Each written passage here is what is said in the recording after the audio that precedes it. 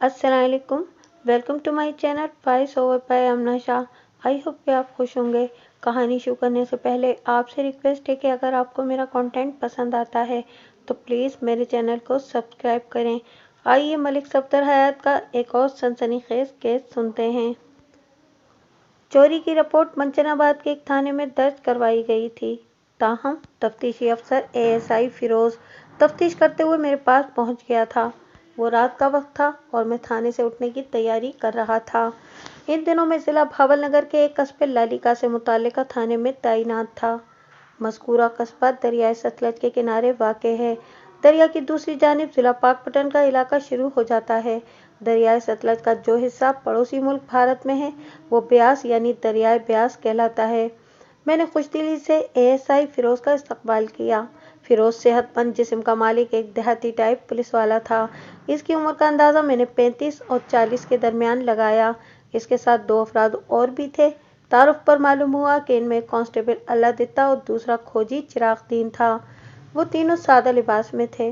रस्मी अलेक सलेक के बाद मैंने फिरोज से उसकी आमद की गर्ज़ व गायत दरियाफ्त की तो मुझे मालूम हुआ कि वो एक मवेशी चोर मोहम्मद बूटा अलमारूफ बे बूटा डंगर चोर के कदमों का ताक़ुब करते हुए यहाँ तक पहुँचे थे।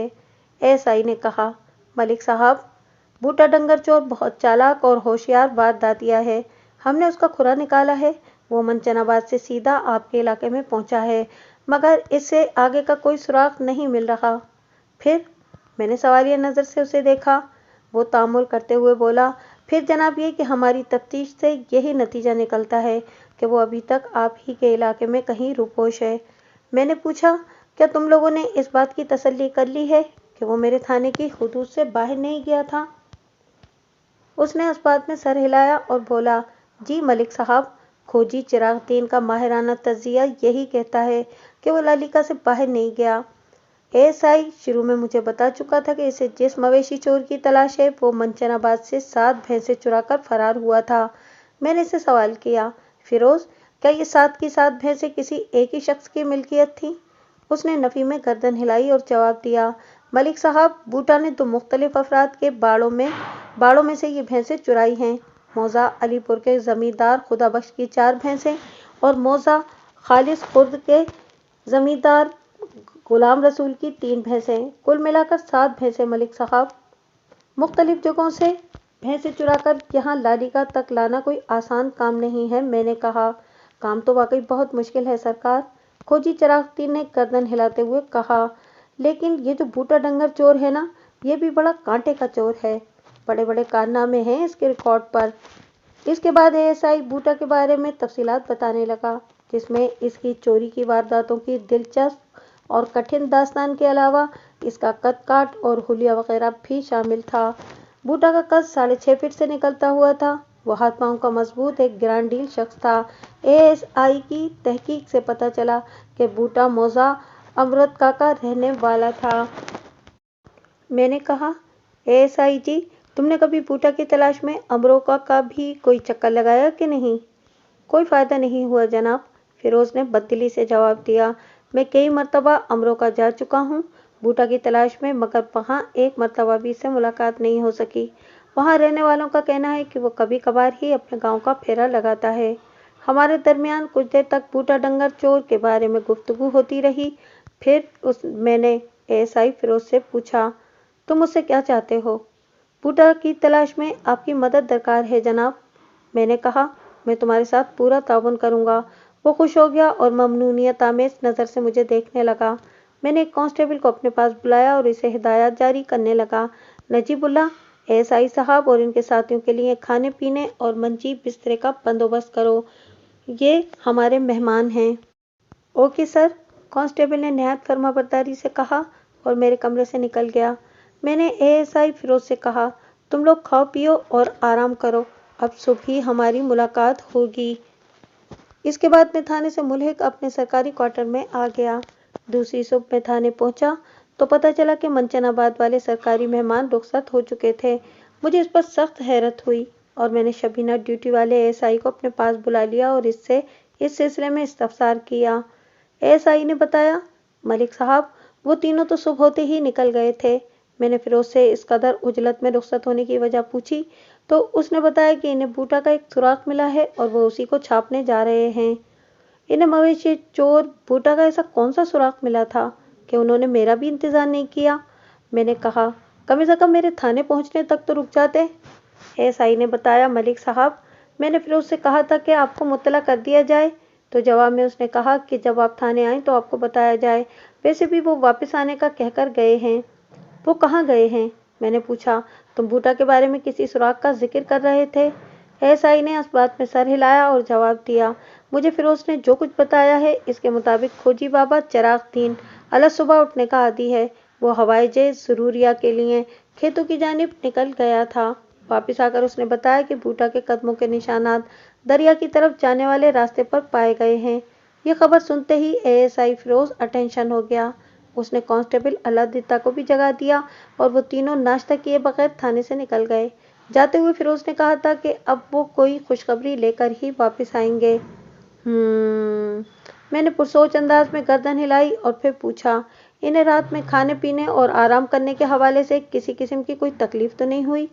एएसआई ने पुरवसूख अंदाज में जवाब दिया, हमने पूरी तरह इनका ख्याल रखा था मलिक साहब। शाबाश, मैंने इसकी कारकर्दगी को सराहते हुए कहा। महकमा जाती मसाइल से 2-4 मेहमानों का ख्याल रखना हमारी ड्यूटी का हिस्सा है। मेरी दुआ है कि फिरोज को बूटा के बारे में कोई मुफीद और हौसला अफजा सूरत हाल ही से वास्ता पड़े। बेचारा पहले ही बड़ी दरबदरी के बाद यहाँ पहुंचा था। एएसआई ने कहा, मलिक साहब, उम्मीद तो यही है कि फिरोज को कामयाबी होगी। अल्लाह करे ऐसा ही हो, मैंने खुलूस से दिल से कहा। थोड़ी देर बाद एएसआई मेरे कमरे से रुखसत हो गया। मैं रोजमर्रा की मसरूफियत में मशगूल हो गया। मुझे जरूरी काम निपटाते हुए ज्यादा देर नहीं हुई थी कि कांस्टेबल शाहिद अली ने मेरे पास आकर बताया, मलिक साहब, चाचा करमू फौरी तौर पर आपसे मिलना चाहता है। ये चाचा करमू कौन है? मैंने पूछा, और मुझसे फौरन मिलने की वजह क्या है? कांस्टेबल ने मेरे सवालात का जवाब देते हुए बताया, करमू का असल नाम तो करमदीन है मलिक साहब, और वो यहीं लाडिका का रहने वाला है। वो आपसे इसलिए मिलना चाहता है कि गुज़िश्ता रात उसके घर में चोरी हो गई है। चोरी? बेसाख्ता मेरे मुंह से निकला। जी हाँ, कांस्टेबल ने बताया, चोर चाचा करमू का जमा जूता सब लेकर चले गए हैं। बेचारा बहुत परेशान है, इसको तो आंसू ही नहीं रुक रहे। मैंने इसे बरामदे में बेंच पर बिठा रखा है। कांस्टेबल की वजाहत के दौरान में मेरा जहन चोर और चोरी के अल्फाज और इन अल्फाज के मफहूम में उलझा रहा। गुज़िश्ता रात और अभी थोड़ी देर पहले तक मवेशी चोर बूटा का जिक्र होता रहा था और अब करमू चाचा के घर में चोरी का तस्करा हो रहा था। इस वक्त मेरा दिमाग बहुत तेज रफ्तारी से काम कर रहा था। मैंने कांस्टेबल से कहा, फरियादी को अंदर भेजो। जी। किसको अंदर भेजूं मलिक साहब? फरियादी को, मैंने एक लफ्ज पर जोर देते हुए कहा, वो शख्स जो बाहर बरामदे में बैठा हुआ है। ओके सर, मैं समझ गया, कांस्टेबल ने सल्यूट मारते हुए कहा। मैं करमू चाचा को अभी आपके पास भेजता हूँ। चंद लम्हात के बाद करमदीन सरापा फरियाद बना मेरे सामने मौजूद था। मैंने उसकी खस्ता हालत को देखते हुए उसे कुर्सी पर बैठने को कहा। थोड़ी सी हिचकिचाहट के बाद वो बैठ गया। करमदीन उर्फ चाचा करमू तहमद और कुर्ते में मलबूस था, रंगत गंदुमी और हाथ पांव मजबूत। इसकी उम्र का अंदाजा मैंने 45 और 50 के दरमियान लगाया, जो अज़ाबाद दुरुस्त साबित हुआ। वो लगभग 47 साल का था। मैंने इसके चेहरे पर निगाह जमाते हुए सवाल किया, करमदीन, सुना है कि तुम्हारे घर में चोरी हो गई है, क्या कुछ गया है? कख नहीं रहा जनाब, वो गुलूगीर आवाज में बोला, जालिम मेरी जिंदगी भर की कमाई ले गए हैं। मैंने हमदर्दाना लहजे में कहा, जरा तफसील से बताओ। मेरे पुरखुलूस अंदाज ने उसे हौसला दिया और वो फट पड़ा। उसने आंसू बहाते हुए मुझे अपनी बिपता सुनाई, जिसके मुताबिक गुज़िश्ता रात किसी वक्त उसके घर में चोरी हो गई थी। इसे इस अंधोनाक वाक़ये के बारे में सुबह खबर मिली थी। वो मुंह अंधेरे उठने का आदी था। वो जून का महीना था और इन दिनों बड़ी कयामत खेज गर्मी पड़ रही थी। दिन में आसमान का आग बरसाता था तो रात भी ईज़ा रसानी के तमाम आलात के साथ जलवा अफरोज होती थी। हब्स इस बला का था कि लोगों को मकानों की छतों पर सोना पड़ता था, या फिर जिन लोगों के सहन कुशादा थे वो वहाँ चारपाइयाँ बिछा लेते थे। करमदीन के घर का सहन बहुत छोटा था, लिहाजा वो अपनी बीवी और बेटी के साथ मकान की छत पर सोता था। सुबह से पहले जब वो उठकर नीचे आया तो उसने घर का बैरूनी दरवाज़ा खुला पाया। उसका माथा ठनका। उसे अच्छी तरह याद था कि उसे کہ رات کو چھت پر جانے سے پہلے اس نے نہ صرف یہ کہ دروازہ بند کر کے کنڈی لگائی تھی بلکہ باقاعدہ تالا بھی لگایا تھا۔ کھلے ہوئے دروازے کو دیکھ کر کرم دین کے ہاتھ پاؤں پھول گئے۔ وہ تشویشناک انداز میں مکان کے کمروں کی جانب بڑھا۔ دو میں سے ایک کمرے کا دروازہ کھلا ہوا تھا اور یہ بہت خاص کمرہ تھا۔ اسی کمرے میں کرم دین کی زندگی بھر کی کمائی محفوظ کی گئی تھی۔ وہ لرزتے قدموں کے ساتھ کمرے کے اندر داخل ہوا۔ طاق میں رکھے چراغ کو جلا کر اس نے کمرے کی تاریکی کو حتی الامکان کم کر دیا۔ پھر کمرے کے اس گوشے کو تلاشنا چاہا جہاں جمع پونجی کو چھپا کر رکھا گیا تھا، لیکن اب وہاں کچھ بھی نہیں تھا۔ کرم دین کی متاع حیات چور لے کر جا چکے تھے۔ میں نے اس کے بیان کے وقفے میں پوچھا، کرم دین، تمہارا جو نقصان ہوا ہے اس کے بارے میں بتاؤ گے؟ ضرور بتاؤں گا سرکار، وہ روندی ہوئی آواز میں بولا۔ میرا سب کچھ ایک جستی ٹرنک میں محفوظ کیا گیا تھا۔ میں نے خود محفوظ کیا تھا۔ وہ میری زندگی بھر کی کمائی تھی جو میں نے ایک خاص مقصد کے تحت محفوظ کی تھی۔ پھر اس نے اپنے خاص مقصد کی وضاحت کرتے ہوئے بتایا کہ وہ اپنی اکلوتی بیٹی نگہت عرف نگو کی شادی بڑی شان اور دھوم دھام سے کرنا چاہتا تھا۔ وہ اپنی بچت سے رفتہ رفتہ نگو کا جہیز جمع کر رہا تھا اور تمام چیزیں اس نے جستی ٹرنک میں رکھی ہوئی تھیں۔ میں نے پوچھا، کرم دین، نگو کے جہیز کے لیے تم نے جو سامان جمع کیا تھا اس کی تفصیل کیا ہے؟ کرم دین نے جواب دیا، تھانے دار صاحب، میں نے داج کے سلسلے میں صرف قیمتی چیزیں ہی خریدی تھیں جو ٹرنک میں بآسانی رکھی جا سکتی تھیں۔ فرنیچر اور دیگر بڑے سامان کے لیے میں نے نقد رقم محفوظ کر لی تھی۔ یہ تمام چیزیں میں شادی سے چند روز قبل خریدنا چاہتا تھا۔ تم نے میرے سوال کا جواب نہیں دیا کرم دین، میں نے کہا۔ میں اسی طرف آ رہا ہوں سرکار، وہ افسوسناک انداز میں گردن ہلاتے ہوئے بولا۔ جستی ٹرنک میں 15 تولے کے طلائی زیور تھے، اس کے علاوہ 20 جوڑے کپڑوں کے تھے جن میں 10 جوڑے ریشمی اور کامدار تھے جبکہ باقی جوڑے سادہ ریشمی اچھی قسم کے کپڑے سے تیار کیے گئے تھے۔ علاوہ ازیں نقدی بھی اسی ٹرنک میں کپڑوں کی تہہ میں رکھی گئی تھی۔ نقد رقم کتنی تھی؟ میں نے پوچھا۔ کرم دین نے جواب دیا، پورے 5,000 روپے تھے سرکار۔ میں چونکا۔ اس زمانے میں 5,000 روپے اچھی خاصی رقم ہوتی تھی۔ پھر 15 تولے سونے کے زیورات کی بھی بڑی اہمیت تھی، اس پر 20 جوڑے قیمتی کپڑوں کے۔ یہ تو ایک شاندار شادی کی تیاری نظر آتی تھی۔ واضح رہے کہ وہ بہت سستا زمانہ تھا۔ اس وقت سونے کا بھاؤ لگ بھگ 80 یا 90 روپے تولہ تھا۔ 5 روپے کی نہایت اعلیٰ کوالٹی کی 1 من گندم مل جاتی تھی۔ اسی تناظر میں نے کرم دین سے سوال کیا، کرم دین، تمہارا ذریعہ معاش کیا ہے؟ اس نے بتایا، میں ایک چھوٹا سا مزارع ہوں تھانے دار صاحب۔ مزارع؟ یعنی کہ تابع مرضی مالک؟ میں نے سوالیہ نظر سے اسے دیکھا۔ وہ نفی میں گردن ہلاتے ہوئے بولا، نہیں سرکار، میں مزارع خود کاشت قسم کا زمیندار ہوں۔ اللہ کا شکر ہے کہ اس نے روزگار، عزت اور صحت دے رکھی ہے۔ کاشتکار ہوں، کاشتکاری کرتا ہوں، اللہ اللہ خیر سلہ۔ واہ واہ، کیا زمانہ تھا! ان پڑھ لوگ بھی محاورے اور بولی ٹھولی سے بخوبی آگاہ تھے۔ کرم دین نے کسی مدرسے کا منہ نہیں دیکھا تھا، مگر اس نے میرے مبنی بر محاورہ سوال کا جواب بھی بامحاورہ ہی دیا تھا۔ اب تو وہ دور خواب و خیال ہو کر رہ گیا ہے۔ میں نے پوچھا، کرم دین، جب تم نے دیکھا کہ کمرے سے جستی ٹرنک غائب ہے تو پھر تم نے کیا کیا؟ میرا تو جناب دماغ ہی گھوم گیا تھا۔ وہ قدرے ٹھہرے ہوئے لہجے میں گویا ہوا۔ میرے دوستانہ اور ہمدردانہ رویے نے اسے خاصا حوصلہ بخش دیا تھا۔ وہ بات کو آگے بڑھاتے ہوئے بولا، تھانے دار صاحب، میں بھاگم بھاگ چھت پر گیا اور جھنجھوڑ کر اپنی گھر والی کو جگا دیا۔ زینت ہڑبڑا کر اٹھ بیٹھی۔ میں نے جب اسے صورتحال سے آگاہ کیا تو وہ فوراً دوپٹہ سنبھالتے ہوئے میرے ساتھ نیچے آئی۔ پھر جب اس نے کمرے میں جستی ٹرنک کو غیر موجود پایا تو ہائے ہائے کرنے لگی۔ وہ چوروں کو کوس رہی تھی۔ اسی شور و غل سے نگو کی آنکھ بھی کھل گئی اور تھوڑی ہی دیر بعد وہ بھی ہمارے پاس پہنچ چکی تھی۔ پھر کیا ہوا؟ میں نے سوال کیا۔ کرم دین تھوک نگلتے ہوئے بولا، ہونا کیا تھا جی، ہمارے شور شرابے سے آلے دو آلے کے لوگ بھی ہماری جانب متوجہ ہو گئے۔ اس وقت سپیدہ سحر نمودار ہو رہا تھا۔ دیکھتے ہی دیکھتے میرا گھر لوگوں سے بھر گیا۔ پھر ہم چوروں اور ٹرنک کے بارے میں باتیں کرنے لگے اور اب میں آپ کے پاس بیٹھا ہوا ہوں۔ کرم دین کی تفصیل اختتام پذیر ہوئی تو میں نے پوچھا، تمہارا جو جستی ٹرنک چوری ہوا ہے اس میں کوئی تالا وغیرہ بھی لگا ہوا تھا؟ جی سرکار، بہت مضبوط تالا لگایا تھا میں نے سوال کیا، کیا تمہیں کچھ اندازہ ہے کہ چوری کس نے کی ہوگی؟ نہیں थानेदार साहब, वो नफी में सर हिलाते हुए बोला। किसी से तुम्हारी दुश्मनी? मैंने तो हमेशा लोगों को दोस्त बनाने की कोशिश की है। मैंने पूछा, ये बात तुम्हारे अलावा और कौन जानता था कि जस्ती ट्रंक में तुमने कीमती सामान और तलाई जेवरात वगैरह को छोड़ा हुआ है? उसने जवाब दिया, ये बात सिर्फ 3 अफराद को मालूम थी। फिर उसने वजाहत की, यानी कि मैं, मेरी घरवाली और निको। हम तीनों के अलावा कोई नहीं जानता था कि मैंने निको की शादी के सिलसिले में क्या कुछ जमा कर रखा था। क्या तुम्हें यकीन है कि तुम्हारी बीवी या बेटी ने किसी शख्स से जस्ती ट्रंक के बारे में कुछ नहीं कहा होगा? मैंने कुरेदने वाले अंदाज में कहा। वो मजबूत लहजे में बोला, मैंने इन्हें इस मामले में सख्ती से जबान बंद रखने की ताकीद कर रखी थी और मुझे उम्मीद है उन्होंने मेरी ताकीद को जहन में रखा था। वैसे मैंने अपनी तसल्ली के लिए जीनत और निको से ये सवाल आसुब किया था।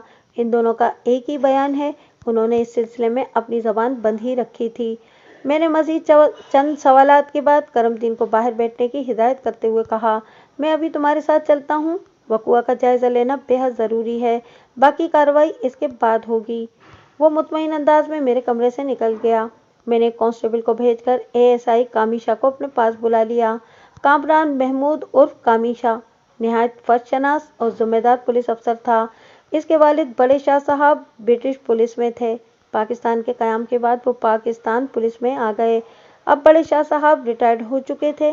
कामिशा का ताल्लुक मंडी सादिकगंज के इलाके मौजा मधानी वाला से था। कामिशा चंद लम्हात के बाद मेरे पास मौजूद था। मेरे थाने में सबसे ज़्यादा फ़ाआल और जुर्रतमंद नौजवान अफराद में कामिशा का नंबर पहला था। मैंने मुख्तसरन कामिशा को करमदीन के घर होने वाली चोरी की वारदात से आगाह किया। फिर कहा, हमें फ़ौरन मौके वारदात पर पहुंचना है।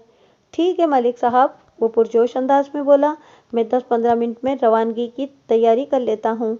जब तक कामिशा वापस आता, मैंने अपने सामने मेज़ पर फैले हुए कागजात को मुतालिका जगहों पर रखा। फिर करमदीन के हमरा इसके घर की तरफ चल दिया। करमदीन और करमू का घर एक आम सा मकान था। पीछे 2 कमरे थे। कमरों का एक एक दरवाज़ा सहन में खुलता था, जबकि दोनों कमरों की दरमियानी दीवार में भी एक दरवाज़ा मौजूद था। सहन बहुत मुख्तसर था, जिसके एक कोने में रसोई नुमा बावर्चीखाना भी बना हुआ था। बावर्चीखाने के दरवाजे के बाहर छोटा सा खुरा बनाया गया था, जहाँ बर्तन वगैरह धोए जाते थे या फिर कपड़ों की धुलाई होती होगी। मैंने करमदीन के मैयत में इस कमरे का तफसीली जायजा लिया, जिसके अंदर जस्ती ट्रंक रखा गया था। करमदीन ने इस जगह की निशानदही भी की जहां मज़कूरा ट्रंक पड़ा हुआ था। करमदीन की ज़बानी मालूम हुआ कि जिस कमरे में ट्रंक मौजूद था, इसका बैरूनी दरवाज़ा हमेशा बंद रखा जाता था। इस कमरे में आमदोशुद के लिए वस्ती दीवार में मौजूद दरवाज़ा इस्तेमाल किया जाता था। कमरे की हालत से पता चलता था कि चोर को जस्ती ट्रंक तलाश करने में किसी किस्म की जहमत का सामना नहीं करना पड़ा था। कमरे में मौजूद हर शे अपनी मुनासिब जगह पर रखी नजर आ रही थी। इससे एक बात वाज़ेह होकर सामने आ रही थी कि चोर जो कोई भी था या थे, वो इस कीमती ट्रंक की वहां मौजूदी और मकाम से पूरी तरह आगाह थे, वरना चोरी की वारदातों में जाए वक़ुआ पर खासी अफरा तफरी और उखाड़ पछाड़ देखने में आती है। जाए वारदात का तफसीली नक्शा तैयार करने के बाद मैं वहां मौजूद लोगों से सवाल जवाब करने लगा। काफ़ी कोशिश के बाद भी कोई ऐसी बात या इशारा सामने नहीं आया जिससे चोर या चोरों के बारे में किसी किस्म की रहनुमाई हासिल होती। पूछताछ के सिलसिले में मैंने करमदीन की बीवी और बेटी से भी मुख्तलिफ सवालात किए। उन्होंने भी इस सिलसिले में अपनी लाइल्मी का इजहार किया। करमदीन की बीवी जीनत बीबी ने सीना कुबी करते हुए कहा, थानेदार साहब, हम तो किसी को मुंह दिखाने के काबिल नहीं रहे। 10 दिन बाद निको की बारात आने वाली है। इसके दाज का सारा सामान तो चोर ले गए। अब ये शादी कैसे होगी? सब ठीक हो जाएगा भलिए लोके। करमदीन ने अपनी बीवी को तसल्ली देते हुए कहा, अल्लाह कोई ना कोई राह निकाल ही देगा। वो हाथ नचाते हुए अजीब से लहजे में बोली, अल्लाह तो कोई ना कोई राह निकाल ही देगा, मगर वो तुम्हारा भाई। इतना कहकर जीनत ने मायनाखेज नज़र से शोहर को देखा और बोली, फजलदीन बगैर दाज के मेरी निको की डोली लेकर नहीं जाएगा। तुम बदगुमानी की बातें न करो, करमदीन ने कमज़ोर सा एहतजाज करते हुए कहा। फजलदीन मेरा बड़ा भाई है, वो मेरी मजबूरी को समझने की कोशिश करेगा। मजबूरी? वो मुंह बिगाड़ कर बोली, अगर फजलदीन को हमारी मजबूरी का एहसास होता तो क्या 15 तोले की शर्ती क्यों लगाता? क्या निको इसकी भतीजी नहीं है? करमदीन ने मुतदिल लहजे में कहा, मैं फिर यही कहूँगा कि तुम फजल दीन के बारे में किसी गलतफहमी का शिकार हो रही हो, बल्कि ये तुम्हारी हासिदाना सोच है। मैं क्यों हसद करूँगी किसी से? ये बात तुम अच्छी तरह जानती हो, वो मायना खेज लहजे में बोला। मैं जो कुछ भी जानती हूँ उसमें हसद की कोई गुंजाइश नहीं निकलती। जीनत ने शौहर को घूर कर कहा। तुम खामखा मुझ पर इल्ज़ाम लगा रहे हो। करमदीन ने कहा, इसमें इल्ज़ाम की क्या बात है? मैंने तुम्हारे भांजे का रिश्ता रद्द करके अपने भतीजे से निको की शादी करने का फैसला किया है, यानी तुम्हारी बहन की बनिस्बत अपने भाई के बेटे को तरजीह दी है। तुम्हारे हसद की वजह समझ में आती है। एक लम्हे के तवक्कुफ के बाद उसने इजाफा किया, निको का नसीब जहाँ लिखा था वहाँ उसकी बात पक्की हो गई। तुम जलना कुड़ना छोड़ दो। मेरी जलती है जूती, वो पाँव पटकती हुई बोली। और ये जो तुमने नसीब की बात की है ना, तो तुम मुंह धो रखो। तुमने अपने भतीजे से निको की जो बात पक्की की थी, मुझे तो अब वो सारा मामला ही खतरे में नजर आ रहा है। फजलदीन एक लालची इंसान है, मैं इसकी फितरत से अच्छी तरह वाकिफ हूँ। करमदीन ने बीवी को आंखें दिखाते हुए कहा, तुम हद से बढ़ रही हो। मेरे भाई को यूं बुरा भला कहने का तुम्हें कोई हक नहीं है। इससे पहले कि वो दोनों आपस में तल्ख व तुर्श बहस व तकरार शुरू कर देते, मैंने बीच बचाव करा दिया। ताहम इनकी गुफ्तगू से मुझे जो मालूमात हासिल हुई उसकी तफसील कुछ यूं है। करमदीन की बीवी जीनत बीवी अपनी बेटी निको की शादी अपने भांजे नादिर अली से करना चाहती थी, मगर इस रिश्ते के लिए करमदीन बिल्कुल तैयार नहीं था। वो अपने भतीजे कादिर बख्श से निको को बिहाना चाहता था। मियाँ बीवी की रस्साकशी में जीत मियाँ यानी करमदीन की हुई थी और निको की शादी कादिर बख्श से होना करार पाई थी। इस सिलसिले में करमदीन के बड़े भाई फजलदीन ने 15 तोला सोने के जेवरात की शर्त भी लगाई थी, जो करमदीन ने किसी न किसी तौर पूरी कर दी थी। ताहम इस शादी में सिर्फ 10 दिन बाकी थे कि करमदीन के घर में चोरी हो गई थी। मुझे ये भी मालूम हो गया था कि निको का ताया फजलदीन फोर्ट अब्बास के इलाके चक 294 में रहता था, जबकि जीनत बीवी की बहन और बहनोई हारूनाबाद के इलाके कोट हुजूर सिंह के रहने वाले थे। मैं लगभग आधा घंटा मजीद वहां रुका। इस दौरान में मैं करमदीन से मुख्तलिफ सवालात करता रहा। मैंने खास तौर पर उसकी तवज्जो इस जानिब मबजूल कराई। करमदीन, मैंने चाय वकुआ का अच्छी तरह जायजा लिया है, मैंने ठोस लहजे में कहा, और जो बात मैंने नोट की है इससे तुम इनकार नहीं कर सकते। ऐसी क्या बात है जनाब? वो हैरत से मेरी तरफ देखने लगा। मैंने कहा, कमरे की हालत देखकर तुम्हें क्या महसूस हो रहा है? वो थोड़ी देर तक आंखें फाड़ फाड़ कर चारों जानिब देखता रहा, फिर शकस्त खुदा अंदाज में मुझे देखते हुए बोला, मैं कुछ नहीं समझा थानेदार साहब। मैं समझाता हूँ, मैंने असबात में सर हिलाते हुए कहा। इस कमरे की हालत से अंदाजा होता है कि चोर को जस्ती ट्रंक तलाश करने के लिए किसी किस्म की तगोदो नहीं करना पड़ी। वो आया और बड़े आराम से ट्रंक यहाँ से निकाल कर ले गया। उसने किसी चीज को छेड़ा न, ट्रंक को ढूंढने के लिए उसे उठापटक करना पड़ी।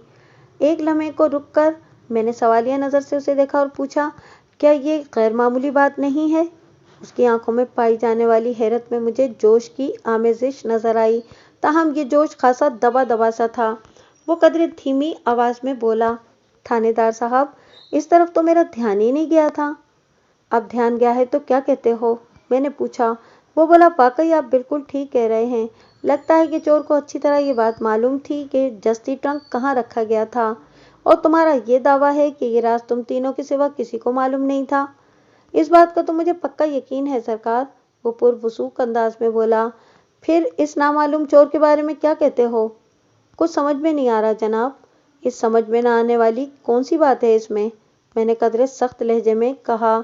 चोरी की वारदात के शवाहिद से पता चलता है कि चोर जस्सी ट्रंक के क़याम व मकाम से अच्छी तरह वाकिफ था। अब दो ही सूरतें हैं। एक लम्हे को रुककर मैंने खोजने वाली नजर से करमदीन को देखा। वो इस्तरारी अंदाज में गोया हुआ, कौन सी दो सूरतें जनाब? पहली सूरत तो यह है कि तुम तीनों में से किसी ने जस्सी ट्रंक के राज को अफशा किया है, मैंने ठहरे हुए अंदाज में कहा, और दूसरी सूरत यह है कि तुम्हारा दावा खोखला है। वो उलझनज़दा लहजे में बोला, कौन सा दावा जनाब? वही दावा, करमदीन ने एक लफ्ज़ पर जोर देते हुए कहा, कि तुम तीनों के सिवा कोई चौथा शख्स इस राज से वाकिफ नहीं। वो इस परेशानी से मुझे तकने लगा। मैंने कहा, मेरी बात गौर से सुनो करमदीन, अगर वाकई तुम लोगों ने किसी और शख्स को इस जस्ती ट्रंक की भनक भी नहीं पड़ने दी थी, तो फिर पूरे वसूख से ये बात कही जा सकती है कि तुम्हारे अलावा भी कोई शख्स तुम्हारी मताए हयात से आगा था। अब وہ शख्ص خود چور بھی ہو سکتا تھا اور کوئی ایسا شخص بھی ہو سکتا ہے جس نے کسی چور سے تمہارے گھر میں چوری کروائی ہو۔ ایک لمحے کے وقفے سے میں نے حتمی انداز میں کہا، کرم دین، اس چوری میں کسی بھیدی کا ہاتھ نظر آ رہا ہے۔ وہ تائیدی انداز میں گردن ہلاتے ہوئے بولا، کہہ تو آپ بالکل ٹھیک رہے ہیں، مگر ایسا شخص کون ہو سکتا ہے؟ یہ تو تم ہی بتا سکتے ہو، میں نے کہا۔ میرے دماغ میں تو کوئی نام نہیں آ رہا، میں نے پرزور الفاظ میں کہا۔ کرم دین، تم نے بتایا تھا کہ جب تم بیدار ہونے کے بعد چھت سے نیچے آئے تو گھر کا بیرونی دروازہ کھلا ہوا تھا۔ اس نے اس بات میں سر ہلایا۔ میں نے بات جاری رکھتے ہوئے کہا، اور تمہارا کہنا ہے کہ رات تم نے سونے سے پہلے بیرونی دروازے کو تالا بھی لگا دیا تھا؟ ایک لمحے کو رک کر میں نے اس کی آنکھوں میں جھانکا اور کہا، اس سے بھی یہی بات ظاہر ہوتی ہے کہ چور تمہارے اور تمہارے گھر کے بارے میں وسیع معلومات رکھتا تھا۔ ممکن ہے کہ اس کے پاس تمہارے گھر کے بیرونی دروازے پر لگے تالے کی چابی بھی ہو۔ وہ بے یقینی سے مجھے دیکھنے لگا اور کمزور سی آواز میں بولا، میری سمجھ میں تو کچھ نہیں آ رہا ہے تھانے دار صاحب۔ میں نے کہا، کرم دین، ابھی تھوڑی دیر پہلے تم نے اپنی گھر والی سے جو بحث و مباحثہ کیا ہے، اس سے میں نے یہ نتیجہ اخذ کیا ہے کہ زینت کی بہن شائستہ بیگم تمہاری اس فیصلے سے سخت ناخوش تھی کہ تم نکو کی شادی اپنے بھتیجے قادر بخت سے کرنے جا رہے تھے۔ یہ بات تو ہے سرکار، وہ ہاں میں گردن ہلاتے ہوئے بولا۔ میری سالی شائستہ تو کیا، خود میری گھر والی زینت بھی میرے اس فیصلے سے خاصی چڑی ہوئی ہے، بات بات پر طعنے دیتی ہے اور لڑائی جھگڑے کا کوئی موقع ہاتھ سے جانے نہیں دیتی۔ کرم دین کے اس تبصرے پر زینت نے ناگواری سے گھور کر شوہر کو دیکھا، مگر زبان سے کچھ نہیں کہا۔ میں نے زینت کو مخاطب کرتے ہوئے کہا، تمہاری کیا رائے ہے اس سلسلے میں؟ اس میں رائے کی کیا ضرورت ہے؟ وہ منہ ٹیڑھا کرتے ہوئے بولی، جب کسی کی خواہش کو بری طرح رد کیا جاتا ہے تو ناراضی تو پیدا ہو ہی جاتی ہے۔ آخر میرے بھانجے نادر علی میں کس چیز کی کمی تھی؟ وہ خوبصورت ہے، جوان ہے، صاحب حیثیت ہے، کیا نہیں ہے اس کے پاس؟ میں نے اس کی تقریر کو ہاتھ کے اشارے سے بریک لگاتے ہوئے کہا، زینت، تمہارے خیال میں یہ دشمنی کس نے کی ہوگی؟ وہ الجھن زدہ انداز میں مجھے دیکھنے لگی۔ میں نے وضاحتی لہجے میں کہا، میرا مطلب یہ ہے کہ اس چوری میں تمہارے کس دشمن کا ہاتھ ہو سکتا ہے؟ ظاہر ہے یہ کام کوئی دوست تو کر نہیں سکتا۔ وہ سادہ سے لہجے میں بولی، ہمارا تو کوئی دشمن نہیں تھانے دار صاحب، یہ پتہ چلانا تو آپ کا کام ہے کہ چور کون ہے اور اس نے کس دشمنی میں چوری کی ہے۔ تم ٹھیک کہتی ہو، میں نے کہا، یہ واقعی میرا کام ہے۔ چوری کی یہ واردات میرے تھانے کی حدود میں ہوئی ہے، اس کا سراغ میں ہی لگاؤں گا اور چور کو قرار واقعی سزا بھی دلواؤں گا۔ دونوں میاں بیوی شکرگزار نظر سے مجھے تکنے لگے۔ میں تھوڑی دیر بعد مزید انہیں تسلی دلاسی دینے کے بعد ASI کامی شاہ کے ساتھ تھانے کی جانب روانہ ہو گیا۔ راستے میں ہمارے درمیان جسٹی ٹرنک کی چوری موضوع گفتگو بنی رہی۔ کامی شاہ نے کہا، ملک صاحب، میرا دھیان تو بار بار بوٹا ڈنگر چور کی طرف جا رہا ہے۔ بوٹا ڈنگر چور کی تازہ ترین واردات کے بارے میں کامی شاہ کو سب کچھ معلوم تھا۔ گزشتہ رات منچن آباد سے ASI فیروز بوٹا کی تلاش میں میرے تھانے آیا تھا اور آج صبح مجھے معلوم ہوا تھا کہ وہ بوٹا کے تعاقب میں دریا کی جانب گیا تھا۔ فیروز کے ساتھ کانسٹیبل اللہ دتہ اور کھوجی چراغ دین بھی تھے۔ میں نے کہا، کامی شاہ، تم موجودہ حالات کی روشنی میں بالکل درست رخ پر سوچ رہے ہو، لیکن میں تمہارے خیال سے مکمل اتفاق نہیں کروں گا۔ وہ کیوں ملک صاحب؟ وہ اس لیے کامی شاہ، میں نے سمجھانے والے انداز میں کہا، میرا تجزیہ یہ ہے کہ مویشی وغیرہ کی چوری میں ملوث افراد عموماً دوسری نوعیت کی چوری چکاری میں ہاتھ نہیں ڈالتے۔ ان کا اپنا ایک مخصوص میدان اور طریقہ واردات ہوتا ہے۔ وہ مالکان کی نظر بچا کر خصوصاً رات میں ڈھور ڈنگر چوری کرتے ہیں اور کسی دوسرے علاقے میں جا کر انہیں فروخت کر دیتے ہیں۔ چوری کے مال کے دام اگرچہ اچھے نہیں ملتے، تاہم مال کو جلد از جلد ٹھکانے لگانے کی اہمیت ہوتی ہے۔ اس سلسلے میں مویشی چوروں کے خریدار بھی مخصوص ہوتے ہیں۔ ہو سکتا ہے کہ بوٹا یہاں موضع لالیکا میں چوری شدہ بھینسیں فروخت کرنے کے لیے آیا ہو اور اب کسی اور طرف نکل گیا ہو۔ وہ اس بات میں سر کو جنبش دیتے ہوئے بولا، میں آپ کی بات کو یکسر رد نہیں کر سکتا ملک صاحب، مگر میرے ذہن میں وہی بات آ رہی ہے جو میں نے آپ کو بتائی ہے۔ چلیں دیکھتے ہیں پردے کے پیچھے سے کیا ظاہر ہوتا ہے، میں نے پرسوچ انداز میں کہا۔ ہم باتیں کرتے ہوئے تھانے آ گئے۔ یہاں ہمارے لیے بڑی سنسنی خیز خبریں موجود تھیں۔ मंचनाबाद वाला एएसआई अपने साथियों के साथ वापस आ गया था और मेरे कमरे में बैठा मेरा इंतजार कर रहा था। मुझ पर नजर पड़ते ही वो उठकर खड़ा हो गया। मलिक साहब, इसने इज़्तिरारी लहजे में मुझे मुखातिब करते हुए कहा, बूटा तो हमारे हाथ से निकल गया, मगर हम दरिया के किनारे एक लाश दरियाफ्त करके आए हैं। ये इतला धमाका खेज थी। मैंने पूछा, बूटा तुम्हारे हाथ से निकलकर कहाँ चला गया और ये लाश का क्या चक्कर है भाई? एएसआई फिरोज ने तफसील बताते हुए कहा, मलिक साहब, आज सुबह खोजी चिरागती ने मुझे बताया था कि बूटा के कदमों का एक खुरा एक जगह से दरिया की जानिब जाता हुआ नजर आ रहा है। मैं फौरन खोजी के साथ, एक मिनट, मैंने किता कलामी करते हुए कहा, रात तुमने बताया था कि तुम लोगों ने अच्छी तरह चेक कर लिया है कि बूटा इस इलाके में दाखिल तो हुआ है, मगर यहाँ से बाहर जाने के आसार नहीं मिले, और अब तुम कह रहे हो कि सुबह चिरागती ने इसका खुरा ढूंढ निकाला है। इसका मतलब तो ये हुआ कि वो रात किसी वक्त या सुबह यहाँ से रवाना हुआ है, और ये भी कि उसका क़याम इसी थाने की हुदूद में रहा है, और वो थाने से ज़्यादा दूर भी नहीं रहा होगा। आप वजह फरमा रहे हैं मलिक साहब, फिरोज ने तायदी अंदाज में कहा। मैं भी इन्हीं खतूत पर सोच रहा हूँ। अफसोसनाक बात तो यह है कि वह हाथ आता आता निकल गया। अब ये भी बता दो कि बूटा किस तरफ निकल गया है? वो बोला, हम बूटा के कदमों का ताकुब करते हुए दरिया के किनारे जा पहुंचे थे। दरिया का किनारे का यह हिस्सा लालिका और कासमिका के दरमियान पड़ता है। दरिया की दूसरी जानिब जिला साहिवाल है। मुझे यकीन है कि बूटा दरिया की दूसरी सिमत फरार हो गया है, क्योंकि हमने किनारे के साथ मशरिक और मगरिब की जानिब काफ़ी दूर तक जाकर देख लिया है, लेकिन किसी भी तरफ उसका खुरा नहीं मिल सका। मैंने सोच में डूबे हुए लहजे में कहा, फिर एक फौरी ख्याल के तहत पूछा, फिरोज, तुमने मसरूका 7 भैंसों के बारे में कुछ नहीं बताया। एक लम्हे के तवक्कुफ से मैंने इजाफा किया, मेरा मतलब है कि उनके खुरे का क्या हुआ? फिरोज ने जवाब दिया कि उनका खुरा नहीं मिल सका, जिसका सिर्फ एक ही मतलब हो सकता है कि बूटा ने वो 7 भैंसें यहीं लालिका ही में ठिकाने लगा दी हैं और खुद दरिया पार करके साहिवाल की तरफ निकल गया है। ये चोर लुटेरे तैराकी के भी माहिर होते हैं। हाँ, ये बात तो है, मैंने कहा, और फिर पूछा, फिरोज, तुमने किसी लाश की दरियाफ्त का भी जिक्र किया था? फिरोज ने सनसनीखेज अंदाज में बताया, मलिक साहब, हम दरिया सतलज के किनारे के साथ साथ बूटा का खुरा ढूंढ रहे थे कि एक मकाम पर हमें एक जस्ती ट्रंक पड़ा नजर आया, और तजस्सुस के हाथों हम इस संदूक के पास चले गए। इसकी बात मुकम्मल होने से पहले ही मैं बोल उठा, जस्ती संदूक से तुम्हारी मुराद जस्ती ट्रंक है ना? फिरोज के इंकिशाफ ने मुझे बेचैन कर दिया था। जस्ती ट्रंक का जिक्र किसी भी तौर नज़रअंदाज नहीं किया जा सकता था। मेरे सवाल के जवाब में फिरोज ने बताया, मलिक साहब, आप बिल्कुल ठीक कह रहे हैं, मैं गलती से जस्ती संदूक कह बैठा हूँ। दरअसल वो जस्ती ट्रंक ही था। और एक लम्हे को रुककर उसने उलझन ज़दा नज़र से मुझे देखा और फिर बोला, और मैंने जिस लाश का जिक्र किया है वो इसी संदूक यानी ट्रंक के अंदर रखी हुई है। करमदीन उर्फ करमू के घर से जो जस्ती ट्रंक चोरी हुआ था वो तलाई जेवरात, अरूसी मलबूसात और नकदी वगैरह से भरा हुआ था, और एएसआई फिरोज किसी जस्ती ट्रंक में एक लाश का जिक्र कर रहा था।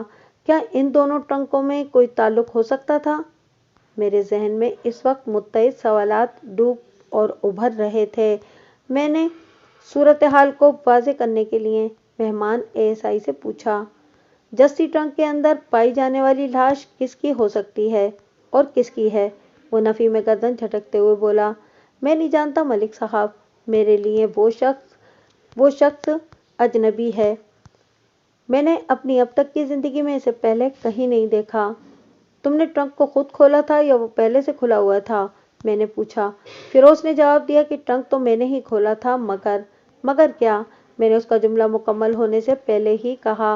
वो बोला, मगर ये जनाब कि ट्रंक तो बंद था, लेकिन इसका ताला टूटा हुआ था। वो टूटा हुआ ताला ट्रंक की कुंडी में झूल रहा था। मैंने अंदरूनी तजस्सुस के हाथों ट्रंक का ढकना खोल कर देखा तो मेरे औसान खता हो गए। अंदर एक नौजवान की लाश रखी हुई थी। क्या तुम्हें यकीन है कि वो शख्स मर चुका था?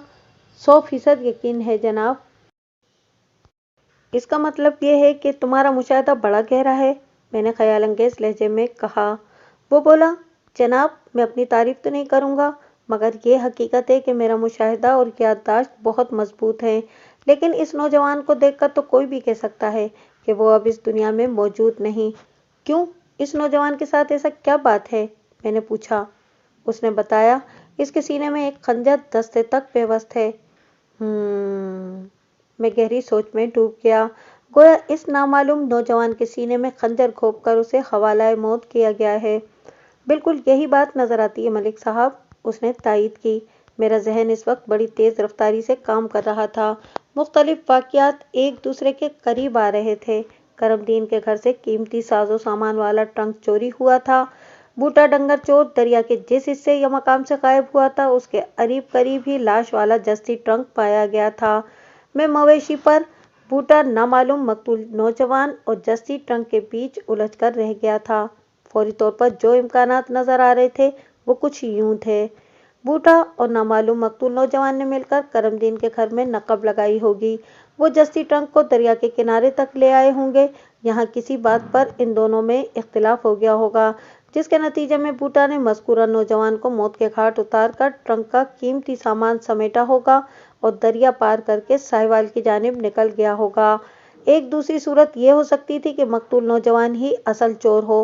वो ट्रंक के साथ दरिया के किनारे पहुंचा हो, जहां बूटा से उसकी मुठभेड़ हो गई और बूटा उसे ठिकाने लगाकर चलता बना हो। सूरत कोई भी रही हो, लेकिन एक बात तय थी और वो ये कि नामालूम नौजवान को ट्रंक की कीमती अशिया ही की वजह से कत्ल किया गया होगा। ये वो अंदाजे थे जो मैंने कायम किए थे। इनमें कुछ अंदाजा गलत भी हो सकता था। मसलन मेरे अंदाजों की बुनियाद इस बात पर थी कि जिस जस्ती ट्रंक में नामालूम नौजवान की लाश पाई गई थी वो वही ट्रंक था जो करमदीन के घर से चोरी हुआ था। अगर ऐसा नहीं था तो ऐन मुमकिन था कि एक बिल्कुल मुख्तलिफ कहानी सामने आती। मैंने एक फौरी ख्याल के तहत एएसआई कामिशा से कहा, तुम किसी मुस्तैद कांस्टेबल को भेजकर करमदीन को थाने बुलवा लो। हम इसे साथ लेकर दरिया की जानिब जाएंगे। जस्ती ट्रंक की शनाख्त इसके अलावा और कोई नहीं कर सकता। कामिशा मेरे हुक्म की तामील के लिए कमरे से निकल गया। थोड़ी देर बाद उसने आकर बताया कि मैंने कांस्टेबल फकीर अहमद को करमू चाचा के घर की तरफ रवाना कर दिया है। इस वक्त दोपहर अपने जोबन पर थी। ये खाने का वक्त था। मैंने कामिशा से कहा कि वो मेहमानों के लिए और खुद अपने लिए भी खाने का बंदोबस्त करे, ताकि इस नेक काम से फारिग होने के बाद हम दरिया की तरफ रवाना हो सकें। दरअसल मैं करमदीन का इंतज़ार करना चाहता था। इसका साथ जाना बेहद ज़रूरी था। वैसे मैंने फौरी तौर पर 2 सिपाहियों को दरिया की जानिब भेज दिया था ताकि वो जस्ती ट्रंक को अपनी निगरानी में ये ले लें। ये एहतियात बेहद ज़रूरी थी। 1 घंटे के अंदर हम खाने से फारिग हो गए। इस दौरान में करमदीन भी थाने में लाया जा चुका था। वो इस बात से वाकिफ नहीं था कि इसे यहाँ क्यों बुलवाया गया था।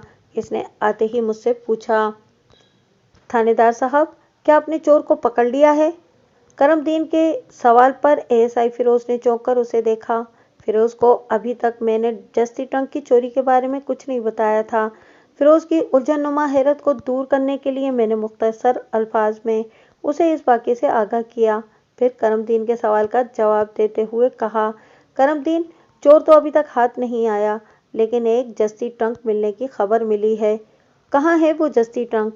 वो बेताबी से बोला, दरिया के किनारे पर। मैंने ठोस लहजे में कहा। इसने पूछा, क्या मेरा कीमती सामान इसमें मौजूद है? नहीं। मैंने नफी में गर्दन हिलाई।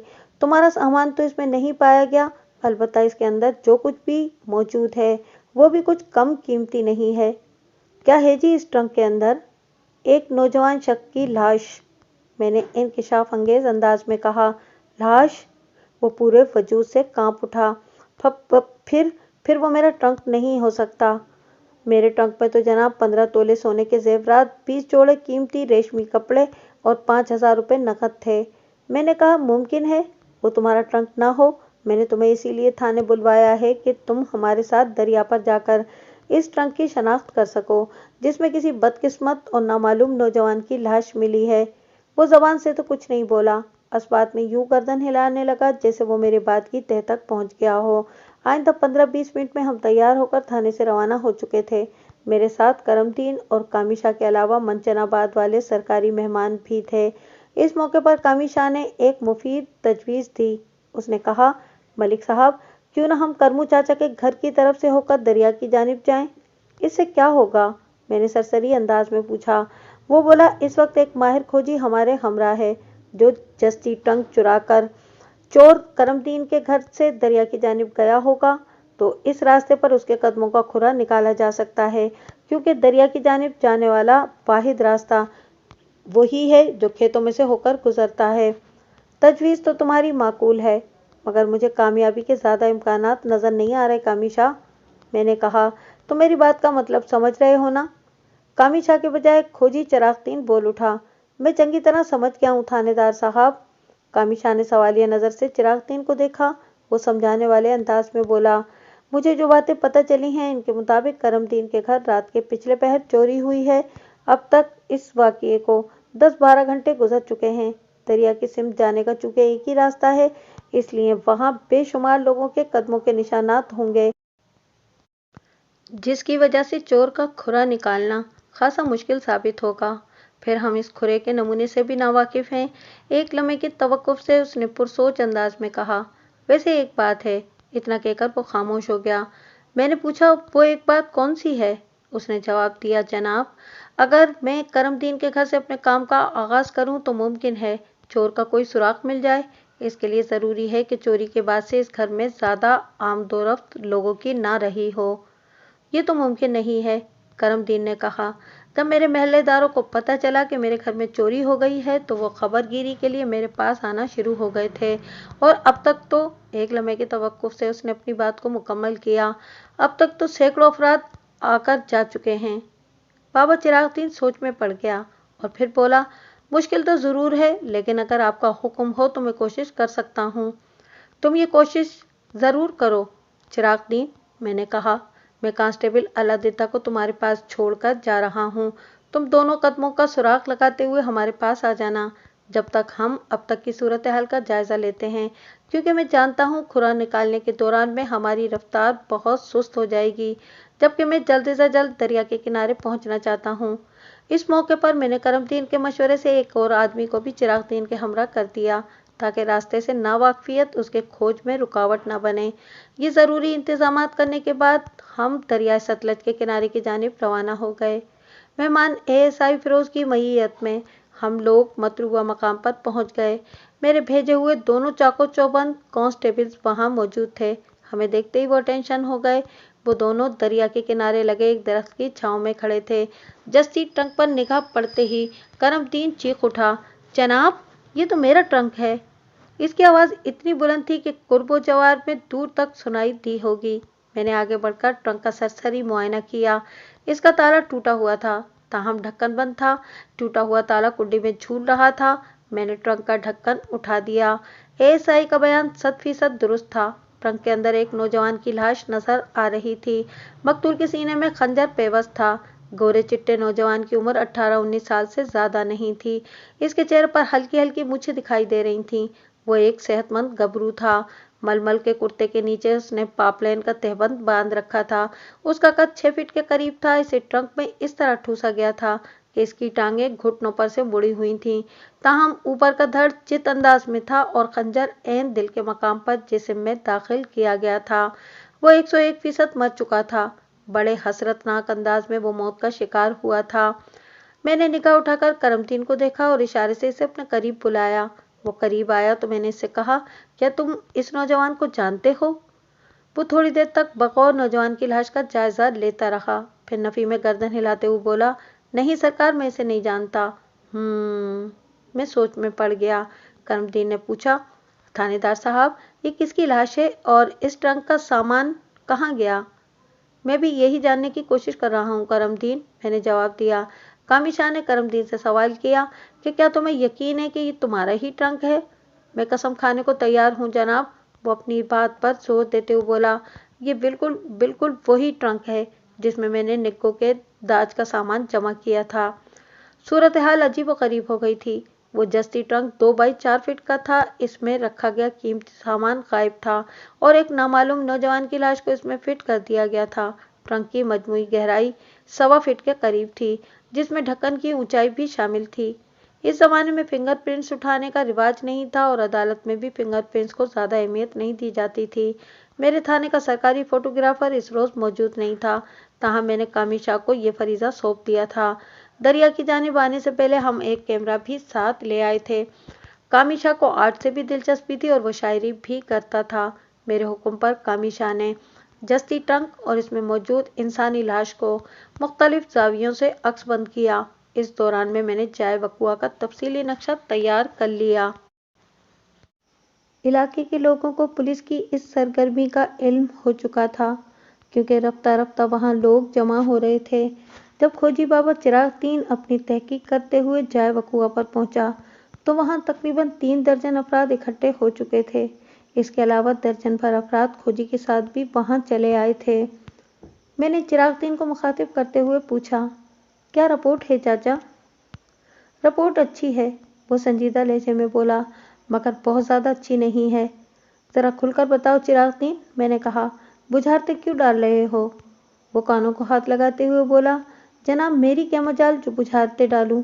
फिर वो सर हिलाते हुए कहने लगा कि मेरा मकसद ये था कि मुझे अपने मकसद में जुज़वी कामयाबी हासिल हुई है। हाँ हाँ बताओ, मैंने जल्दी से कहा। वो बोला, मैं इस नतीजे पर पहुंचा हूँ कि करमदीन के घर से 2 अफराद पहलू ब पहलू चलते हुए बाहर निकले हैं। रास्ते में किसी किसी मकाम पर इनका खुरा मिला है, मगर इस तरह कि कभी एक आगे चला है और कभी दूसरा। फिर खेतों में तकरीबन न होने के बराबर इनके खुरे के आसार मिले हैं, मगर यहाँ दरिया के किनारे के पास आकर कई मकामात पर उनका खुरा देखने को मिला है। और इसके बाद? मैंने पूछा। इसके बाद दरिया के किनारे के साथ साथ दोबारा मेहनत करना होगी। मैं चिराग 3 की बात की तह तक पहुंच गया और कहा, तो मेहनत करने से तुम्हें किसने रोका है? पहले सब तुम बूटा के खुरे को खोजने के लिए मेहनत कर चुके हो, अब इन 2 नामालूम अफराद के लिए मेहनत कर डालो। लेकिन मैंने जुमला अधूरा छोड़ दिया। चिराग 3 ने कहा कि लेकिन क्या थानेदार साहब? मैंने ट्रंक में धरी नामालूम नौजवान की लाश की जानिब इशारा करते हुए कहा, लेकिन ये कि तुम अपनी मेहनत से पहले ज़रा सा ये काम कर लो कि मकतूल के पाँव का बारीक बीनी से जायज़ा ले डालो। तुम्हारी तजुर्बेकार और खुराशनास नज़र फौरन बता देगी कि आया ये बदकिस्मत इन्हीं 2 अफराद में से एक है या नहीं। मैं आपकी बात का मतलब समझ गया जनाब, वो तायदी अंदाज में बोला। मैं फौरन इस बात का पता चला लूँगा। आइंदा 10 मिनट की तफ्तीश और माहिराना मुआयने के बाद चिराग 3 ने फैसलाकुन लहजे में कहा, मैं शर्त लगाने को तैयार हूँ। मैंने जिन 2 अफराद का जिक्र किया है इनमें से एक यही शख्स है। चिराग 3 का इंकिशाफ नुमा दावा तवज्जो तलब था। इससे यही बात जाहिर होती थी कि नामालूम कातिल जस्ती ट्रंक की चोरी में मुलविस था। रह गई इसके साथी की बात, तो इस सिलसिले में फिलहाल यही कहा जा सकता था कि वो जो कोई भी था, मगर बूटा डंगर चोर नहीं था। मकतूल के साथी का खुरा बूटे के खुरे से कतई मुख्तलिफ था। बूटा के कदमों के निशानात करमदीन के घर के कुर्ब जवार में कहीं भी नहीं पाए गए थे। गोया अगर बूटा से मकतूल अजनबी नौजवान की मुलाकात हुई थी तो दरिया के किनारे पर ही हुई होगी। किसी हतमी नतीजे पर पहुंचने के लिए मैंने चिराग 3 से कहा, चाचा तुम जल्दी से वो मेहनत कर डालो जिसका अभी थोड़ी देर पहले जिक्र हुआ था। होने लो जी, वो कमर पर हाथ रखते हुए बोला। अगले ही लम्हे वो अपने काम में मसरूफ़ हो चुका था। मैं मेहमान एएसआई से बातचीत करने लगा। फिरोज़, अब तुम्हारा क्या इरादा है? मैं समझा नहीं जनाब। वो उलझी हुई नज़र से मुझे देखने लगा। मैंने कहा कि तुम मवेशी चोर बूटा की तलाश में यहाँ आए थे, लेकिन वो तो दरिया पार साहिवाल की तरफ निकल गया है। गोया लालिका में अब तुम्हारा कोई काम नहीं रहा। अब ठीक कह रहे हैं मलिक साहब, वो बोला। मैं अपने सीनियर्स तक अपनी कारकर्दगी की रिपोर्ट पहुंचा दूंगा। अगर अहकाम मिलेंगे तो साहिवाल में भी ट्राई करूंगा। तुम्हें ये ट्राई ज़रूर करनी चाहिए, मैंने कहा। वैसे तुम्हारे सीनियर्स अहकाम सादर करें या ना करें, मगर मैं बूटा का सुराग लगाने की पूरी कोशिश करूंगा, क्योंकि अब आप लोगों से ज़्यादा मुझे बूटा की तलाश है। वो कुरेदने वाले अंदाज में बोला, इसका मतलब है कि आप इस लाश के सिलसिले में बूटा को तलाश करना चाहते हैं? नहीं, कई एक सिलसिले और भी हैं फिरोज़, मैंने मुबहम अंदाज में कहा। करमदीन के घर होने वाली चोरी, नामालूम नौजवान को कत्ल किया गया है, वगैरह वगैरह। सबसे ज़रूरी मसला तो मुझे ये दरपेश है कि मकतूल कौन है और कहाँ का रहने वाला है। हाँ, ये जानना तो वाकई बहुत ज़रूरी है, फिरोज़ ने तायीद की। मैंने वहाँ मौजूद तमाम अफराद को बारी बारी नौजवान मकतूल की शक्ल दिखाई और इसकी शनाख्त के सिलसिले में इस्तफसार किया, मगर नहायत ही हौसला शिकन नताइज बरामद हुए। वो लालिका के बासियों के लिए बिल्कुल अजनबी था, जिसका एक ही मतलब हो सकता था कि वो शख्स किसी और इलाके का रहने वाला था। आधे घंटे के बाद खोजी चिरागदीन वापस आ गया। उसकी रिपोर्ट में सबसे अहम बात यह थी कि मकतूल के साथी का खुरा एक आध मकाम से मिल गया था, जिससे अंदाजा हुआ था कि वो भावल नगर शहर की जानिब गया था। इस अधूरे खुरे से सिर्फ इसकी सिमत का तयन हो सका था। ये बात यकीन से नहीं कही जा सकती थी कि वो वाकई भावल नगर शहर ही गया था या किसी और जानिब निकल गया था। मेरे नज़दीक ये नामालूम शख्स बूटा की बनिस्बत ज़्यादा मतलूब था, क्योंकि करमदीन के घर से वो मकतूल के साथ साथ दरिया के किनारे पहुंचा था। इस बात के इम्कानात बहुत कवी थे कि इसी मतलूब शख्स ने ट्रंक में मौजूद नौजवान को मौत के घाट उतारा होगा। मुमकिन है कि दरिया के किनारे पहुंचकर इन दोनों में किसी बात पर इख्तिलाफ हो गया हो, जिसके नतीजे में एक को जान से हाथ धोना पड़े हों और दूसरा ट्रंक का कीमती साजो सामान समेटकर चलता बना हो। फिलहाल इसी रुख पर सोचा जा सकता था। दरिया के किनारे पर मजीद हमारा कोई काम नहीं था, लिहाजा हम जस्ती ट्रंक के साथ वापस थाने आ गए। मेहमान एएसआई फिरोज अपने दोनों साथियों के हमरा मंचनाबाद वापस लौट गया और मैं कामी शाह के साथ मौजूदा सूरत हाल पर गुफ्तगू करने लगा। करमदीन को भी हमने घर भेज दिया था। कामी शाह ने कहा, मलिक साहब, आपका क्या ख्याल है? बूटा डंगर चोर नामालूम अफराद के कत्ल के अंदर किस हद तक मुलविस हो सकता है? मेरे ख्याल में इसके मुलविस होने के इम्कानात ज़्यादा नहीं हैं, मगर फिरोज़ का तो कहना है कि। मैंने कामी शाह की बात मुकम्मल नहीं होने दी और कहा, फिरोज़ बहुत बेवकूफ़ तफ्तीशी अफसर है। मैं इसकी कारकर्दगी से मुतमईन नहीं हूँ। वो अहमक वापस चला गया, जबकि मेरे हिसाब से इसे दरिया के उस पार जाना चाहिए था जहाँ से हमें जस्ती ट्रंक मिला है। वहाँ से थोड़े ही फासले पर दरिया के ऊपर पुल वाक़ है। वो लोग बआसानी दूसरी तरफ जाकर बूटा के खुरे का ताक़ुब कर सकते थे। एक लम्हे को रुककर मैंने अपनी बात मुकम्मल कर दी। फिरोज़ का ख्याल तो यह है कि बूटा तैर कर दरिया के उस पार गया होगा। आजकल दरिया पूरी तरह भरा हुआ है। जून, जुलाई और अगस्त के महीनों में तो ये अपनी जौलानी पर होता है। जब एक 1.5 फरलांग के फासले पर बाकायदा पुल मौजूद हो, तो कौन अहमक तैर कर दरिया पार करने की कोशिश करेगा? आप बिल्कुल ठीक कह रहे हैं। कामी शाह ने अस्वाद में गर्दन हिलाई। मैंने कहा, मुझे 90% यकीन है कि नामालूम नौजवान का कातिल वही शख्स है जो इसके साथ साथ करमदीन के घर से दरिया के किनारे तक पहुंचा था और बाद अज़ां भावल नगर शहर की जानिब निकल गया है। कामी शाह बोला, मलिक साहब, आपने ये बहुत अच्छा किया कि बूटा डंगर चोर नामी नामालूम नौजवान मकतूल और नामालूम मुतवक्का कातिल का खुरा महफूज कर लिया है। अब हम अपने खोजी से भी काम ले सकते हैं। हम अपने खोजी दीन मोहम्मद से ज़रूर काम लेंगे, मैंने तयक्कुन से कहा। मैंने ख़ास तौर पर इसके लिए खुरे के वो नमूने हासिल किए हैं। मैं अभी दीन मोहम्मद को थाने बुलवाकर खुसूसी हिदायत देता हूँ। कामी शाह ने कहा, आइंदा के लिए आपने क्या लाहे अमल तैयार किया है? लाहे अमल तो तुम्हारे मशवरे ही से तय किया जाएगा, मैंने कहा। फिलहाल तो मकतूल की शनाख्त का मसला दरपेश है। अगर ये मालूम हो जाए कि वो कौन है और कहाँ का रहने वाला है, तो हमें इस पर हाथ डालने में आसानी रहेगी। कामी शाह ने कहा, मैं समझता हूँ कि अगर मकतूल का साथी हमारे काबू में आ जाए तो न सिर्फ ये कि मकतूल की शनाख्त का मसला हल हो जाएगा, बल्कि करमदीन के घर होने वाली चोरी का राज भी खुल जाएगा और माल मसरूका तक पहुँचने में भी हमारे लिए बहुत आसानियाँ पैदा हो जाएंगी। मैंने कहा, कामी शाह, मेरी एक बात ज़हन नशीन कर लो। जब तक मकतूल की शनाख्त नहीं होगी, हम मुतवक्के कातिल तक नहीं पहुँच पाएंगे। वो इस बात में सर हिलाते हुए बोला, आपकी बात दिल में उतर रही है। लालिका में हमने जिस शख्स से भी मकतूल के बारे में इस्तफसार किया है, उसने अपनी लाइल्मी का ही इजहार किया है, जिससे ये बात बड़ी हद तक वाज़ेह हो गई है कि वो शख्स लालिका का रहने वाला नहीं है। मकतूल की शनाख्त के लिए तुम्हारी फ़ोटोग्राफी काम आएगी कामी शाह? मैंने फिर पूछा, तुम कब तक ये तस्वीरें तैयार कर लोगे? वो सीने पर हाथ मारते हुए बोला, मलिक साहब, मैं अगरचे पेशेवर फ़ोटोग्राफ़र नहीं हूँ, लेकिन मैं आपको यकीन दिलाता हूँ कि कल सुबह आपकी आमद से कबल इस फोटोग्राफी का मुस्बित नतीजा आपकी मेज़ पर नज़र आएगा। वेरी गुड, मैंने सराहने वाले अंदाज में कहा। कामी शाह का सीना फ़ख्र से फूल गया। मैं अहम नोयत के केसेस में कामी शाह को अपने साथ रखना पसंद करता था। दूसरों की बनिस्बत वो आसानी से मेरी बात समझ जाता था। गोया हमारे दरमियान खुसूसी अंडरस्टैंडिंग थी। मैंने इसी रोज़ खोजी दीन मोहम्मद को इस काम पर लगा दिया। उसके साथ ही नामालूम मकतूल नौजवान की लाश को पोस्टमार्टम के लिए ज़िला अस्पताल भिजवा दिया और फिर मैं रोज़मर्रा के कामों में मसरूफ़ हो गया।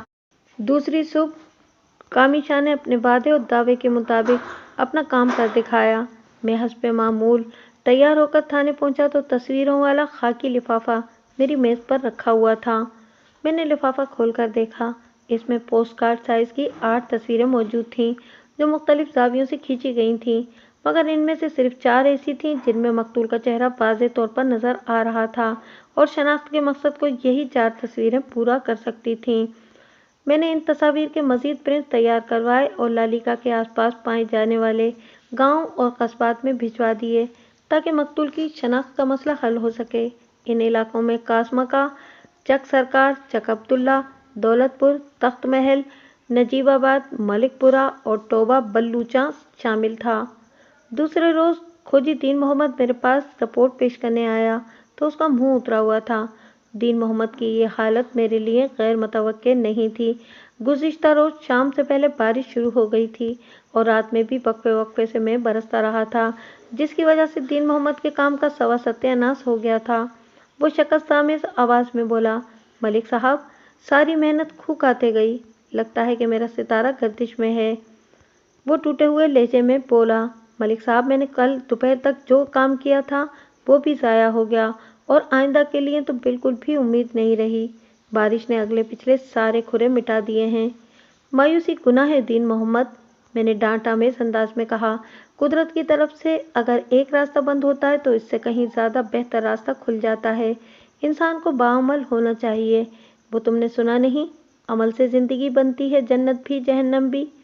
जी हाँ सुना है, वो बीच में बोल पड़ा। सुना है तो अच्छी बात है। गुज़िश्ता रोज़ की बारिश ने खुरे के सिलसिले में हमें मायूस किया है, तो इंशाल्लाह मतलूबा लोगों तक पहुंचने के लिए हमें कोई दूसरा वसीला हासिल हो जाएगा। हमारी मेहनत ज़रूर रंग लाएगी दीन मोहम्मद, तुम देख लेना। मैं मेहनत के नताइज पर कामिल यकीन रखता हूँ। दीन मोहम्मद खोजी कुछ देर तक मेरे पास बैठा ताज़ा तरीन हालात पर बातचीत करता रहा, फिर उठकर चला गया। वो पूरा दिन मैं थाने में मसरूफ़ रहा। कुछ फौरी नौयत के मामलात के लिए मेरा थाने में रहना ज़रूरी हो गया था। रात को जब मैं अपनी ड्यूटी ख़त्म करके कमरे से निकलने लगा तो कामिशा मेरे पास आ गया और बोझल लहजे में बोला, मलिक साहब, एक बुरी खबर है। वो क्या भाई? मैं भी परेशान हो गया। इत्मीनान से बैठ जाएं तो बताता हूँ, ऐसा ही कामिशा ने कहा। मैं अपनी कुर्सी पर बैठ गया और सवालिया नज़र से कामिशा को तकने लगा। वो कुर्सी पर बैठते हुए बोला, मलिक साहब, चाचा करमू का इंतकाल हो गया है। कब? मैं उछल पड़ा। आज शाम से थोड़ी देर पहले, उसने बताया। मैंने बेयकीनी के आलम में पूछा, तुम्हारा मतलब है कि करमदीन की मौत वाक़ई हो गई है? वही करमदीन जिसके घर में 2 रोज़ पहले चोरी हो गई थी? जी हाँ, मैं इसी करमदीन उर्फ चाचा करमू की बात कर रहा हूँ। मैंने अफसोस भरे अंदाज में सर हिलाते हुए पूछा, ये कैसे हुआ भाई? तफसील तो मुझे मालूम नहीं मलिक साहब, कामिशा ने बताया। मुझे भी अभी थोड़ी देर पहले ही पता चला है। सुना है आज सुबह उसके घर में कुछ मेहमान आए हुए थे। मेहमानों के जाने के बाद करमू की तबीयत खराब हो गई। फिर शाम से ज़रा पहले उसकी रूह कफसनसरी से परवास कर गई। मैंने दुख भरे लहजे में कहा, यह तो वाकई बहुत बुरी खबर है। मलिक साहब, मेरा ख्याल है कि हमें फ़ौरन करमदीन के घर जाना चाहिए, कामिशा ने भर्राई हुई आवाज़ में कहा। मैं जल्दी से बोला, तुम्हारा ख्याल इंतहाई नेक और बरवक्त है। फिर मैंने अपनी जेबों को टटोलते हुए कहा, चलो मैं तैयार हूँ। वो भी नबातुल्ला बैठा था, उठकर खड़ा होते हुए बोला, चलें जनाब। मैंने अपनी जेबों में हाथ डालकर ये इत्मीनान कर लिया था कि मेरे लिबास में कागज़ कलम मौजूद था। ये हमेशा से मेरी आदत रही है कि मैं अपने पास कागज़ कलम ज़रूर रखता हूँ। ये मेरे पेशे का तकाजा भी है। इन दोनों चीज़ों की किसी भी वक्त मुझे ज़रूरत पेश आ सकती थी। अगर आम हालात में करमदीन की मौत की खबर मुझ तक पहुँचती तो शायद मैं उसके घर जाने का फ़ैसला न करता, लेकिन आजकल वो जिन हालात से गुज़र रहा था उसका यही तकाजा था कि उसके साथ ज़रा सी भी ऊंच नीच हो जाने की सूरत में मुझे फ़ौरन उसकी खबरगिरी के लिए जाना चाहिए था। जब हम करमदीन के घर पहुंचे तो मैंने वहां की फ़िज़ा को सोगवार पाया। बहुत जल्द इस बात की तस्दीक हो गई कि करमदीन वाकई अब इस दुनिया में नहीं रहा था। मैंने पहली फुर्सत में मरहूम की बीवी ज़ीनत बीवी से मुलाकात की। इसकी मुनासिब और सच्ची अश्रोई के बाद मैंने उससे करमदीन के इंतकाल के बारे में दरियाफ्त किया। इस वक्त तक वो खुद को काफ़ी हद तक संभाल चुकी थी। थानेदार साहब, आज सुबह फोर्ट अब्बास वाले आए थे। कौन फोर्ट अब्बास वाले? वही जनाब, करमू का बड़ा भाई और भाभी, जीनत ने उकताहट आमेज लहजे में बताया। मैंने कहा कि तुम्हारा मतलब है कि फजलदीन और शाइस्ता बेगम? फजलदीन और शाइस्ता बेगम, वो नफरत भरे अंदाज में बोली। फिर कहा, मैं तो कहती हूँ कि वो बेदीन और नाशाइस्ता बेगम हैं। जीनत के लहजे की कड़वाहट से मैंने अंदाज़ा लगा लिया कि वो अपने जेठ और जेठानी को सख्त नापसंद करती थी। शायद इसकी एक बुनियादी और अहम वजह ये रही हो कि वो दोनों अपने बेटे की शादी निको से करने वाले थे, जबकि जीनत की ख्वाहिश थी कि उसकी बेटी निगहत परवीन उर्फ निको उसके भांजे नादिर अली की दुल्हन बने। मैंने टटोलने वाले अंदाज में कहा, क्या वो दोनों चोरी वाले सानेहा पर अफसोस करने आए थे? होना तो यही चाहिए था थानेदार साहब, वो तंजिया लहजे में बोली। मैंने कहा, तुम्हारे अंदाज से लगता है कि ऐसा हुआ नहीं। क्यों, मैं ठीक कह रहा हूँ ना? वो सर को इस बात में जुम्बिश देते हुए बोली। आप 16 आने दुरुस्त कह रहे हैं जनाब। एक लम्हे के तवक्कुफ से उसने बात को आगे बढ़ाया। मेरा भी यही ख्याल था कि वो हमें तसल्ली दिलासा देने आए हैं, मगर जब उन्होंने बातचीत शुरू की तो इनकी असलियत आया हो गई। असलियत जो मैं तो अच्छी तरह जानती थी, मगर करमू ने अपनी आंखों पर पट्टी बांध रखी थी। वो भाई के खिलाफ एक लफ्ज सुनने को तैयार नहीं होता था। मैंने असल मौजू की तरफ आते हुए कहा, फजलदीन और उसकी बीवी ने आप लोगों से क्या कहा था? कहना क्या था जी? वो हाथ को फजा में एक मखसूस हरकत देते हुए बोली। उन्होंने पहले तो सरसरी अंदाज में हमारी चोरी पर अफसोस किया, फिर दोनों मियाँ बीवी तन्हाई में बैठकर आपस में काफी देर खुसर पुसर करते रहे। आधे घंटे बाद फजलदीन ने फैसला सुना दिया। एक लम्हे को रुककर जीनत ने इम्तहानिया अंदाज से मुझे देखा और सवाल किया, आप जानते हैं फजलदीन ने क्या फैसला सुनाया था? अगरचे मैं इस मामले की तह तक पहुंच गया था, ताहम मैंने मकतूल की बेहवा की ज़बानी सुनने को तरजीह दी और नफ़ी में गर्दन हिलाते हुए कहा, नहीं, मुझे कुछ अंदाज़ा नहीं है। आपको क्या, किसी को भी अंदाज़ा नहीं हो सकता, वो एक तरंग में बोली। फजल ने अपने कमीनेपन और लालची फितरत का इतना शानदार मुजाहिरा किया था कि किसी का ध्यान इस तरफ जा ही नहीं सकता। मैं सुनने को बेचैन हूँ, मैंने मसनूई इश्तियाक का इजहार करते हुए कहा। वो फखरिया लहजे में बोली। फजलदीन ने निहायत ढिठाई से ये फैसला सुना दिया था कि वो अब निको को अपनी नून नहीं बना सकता। उसने कादिर बख्श की शादी निको से करने से साफ इनकार कर दिया था। ओह, मैंने एक तवील सांस खारिज की। मेरा अंदाज़ा बिल्कुल दुरुस्त साबित हुआ था। मैंने भी जो कुछ सोचा था उसका नतीजा यही निकलता था। देखा आपने इस कमजात का कमीनापन? बात करते हुए जीनत के लहजे से नफरत की चिंगारियां सी छूट रही थीं। वाकई ये तो बहुत ही बुरा हुआ जीनत बीबी, मैंने हमदर्दाना लहजे में कहा। वो पिपरे हुए लहजे में बोली, ये तो जो बुरा हुआ था सो हुआ था। इससे भी कहीं ज्यादा बुरा ये हुआ थानेदार साहब कि करमू ये सदमा बर्दाश्त न कर सका। उसकी आवाज़ भर्रा गई। वो रूंधे हुए लहजे में बोली, मैं बेवा हो गई हूँ और मेरी बच्ची यतीम। मैं कुछ देर तक खामोश बैठा उसके संभलने का इंतजार करता रहा। उसका जज्बाती ही जान कदरे कम हुआ तो मैंने पूछा, करमदीन की मौत किस तरह वाक़ई हुई है? वो आंसू पोंछते हुए बोली, फजलदीन के रिश्ते से साफ इनकार ने करमू को बहुत ज़्यादा अफसरदा कर दिया था। वो दोपहर से शाम तक मुख्तलिफ तरीकों से भाई और भाभी की मिन्नत समाजत करता रहा कि किसी तरह वो इस रिश्ते से पीछे न हटें, मगर वो दोनों इंतहाई जालिम और सफाक साबित हुए। करमदीन की हर कोशिश नाकाम हो गई। वो अपने मौक़िफ़ से एक सूत इधर उधर न हटे और जब हमारा इसरार बेहद बढ़ गया तो वो ये कहते हुए हमारे घर से रुखसत हो गए, ये शादी अब नामुमकिन है। अगर एक हफ्ते के अंदर अंदर दाज का माकूल बंदोबस्त कर लो तो फिर कोई राह निकाली जा सकती है। ये सहूलत भी हम इसलिए दे रहे हैं कि रिश्तेदारी का लिहाज है, वरना बगैर जहेज के शादी का तो हम तसव्वुर भी नहीं कर सकते। ये कहकर वो एक लम्हे को खामोश हुई, फिर सवालिया अंदाज में मेरी तरफ देखते हुए बोली, देखा आपने रिश्तेदारी का लिहाज कितना मिसाली और यादगार है। जीनत के अल्फाज जहर में बुझे हुए थे।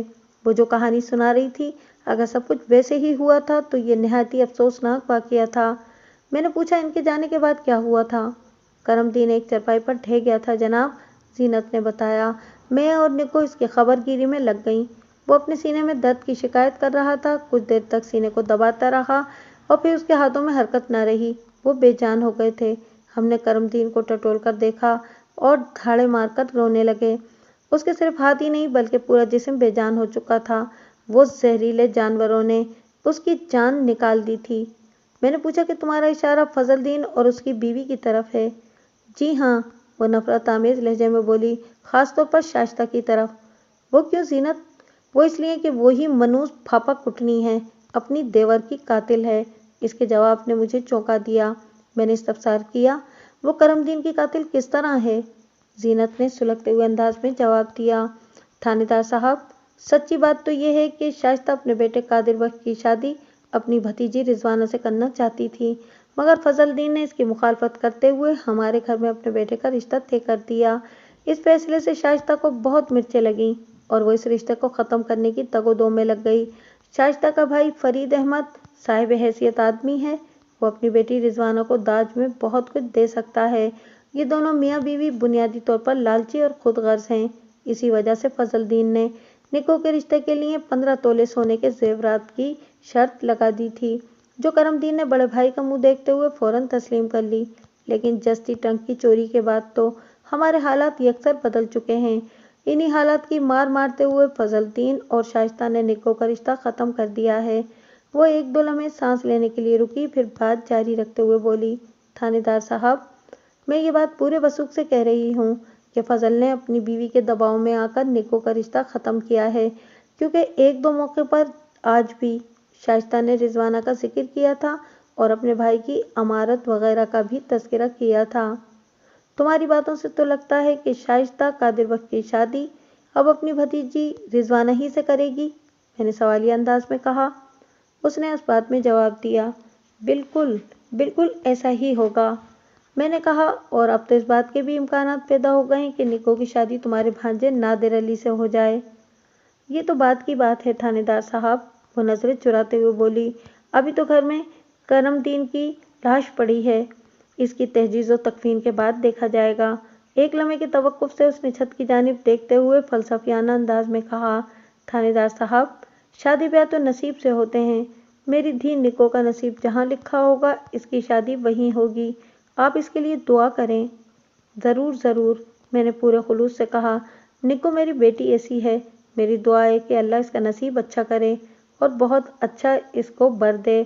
آمین، کامی شاہ نے دعائیہ انداز میں ہاتھ اٹھا کر کہا۔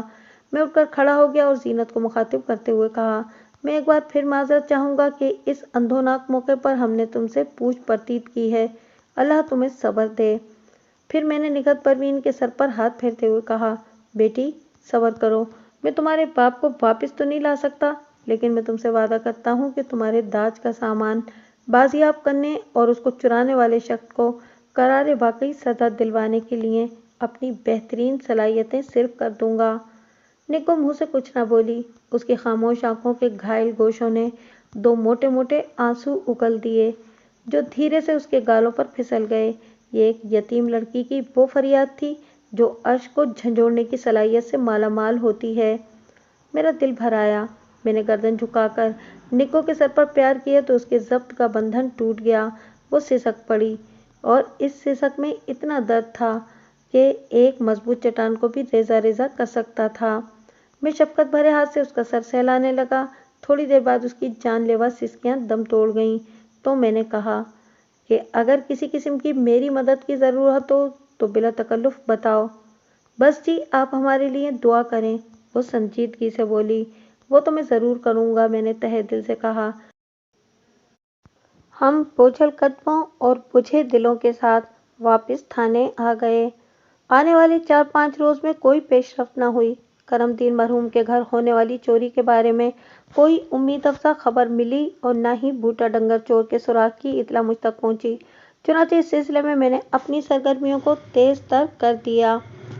10 روز کی تلاش بسیار کے بعد ہمیں موضع دولت پور میں پہلی کامیابی حاصل ہو گئی۔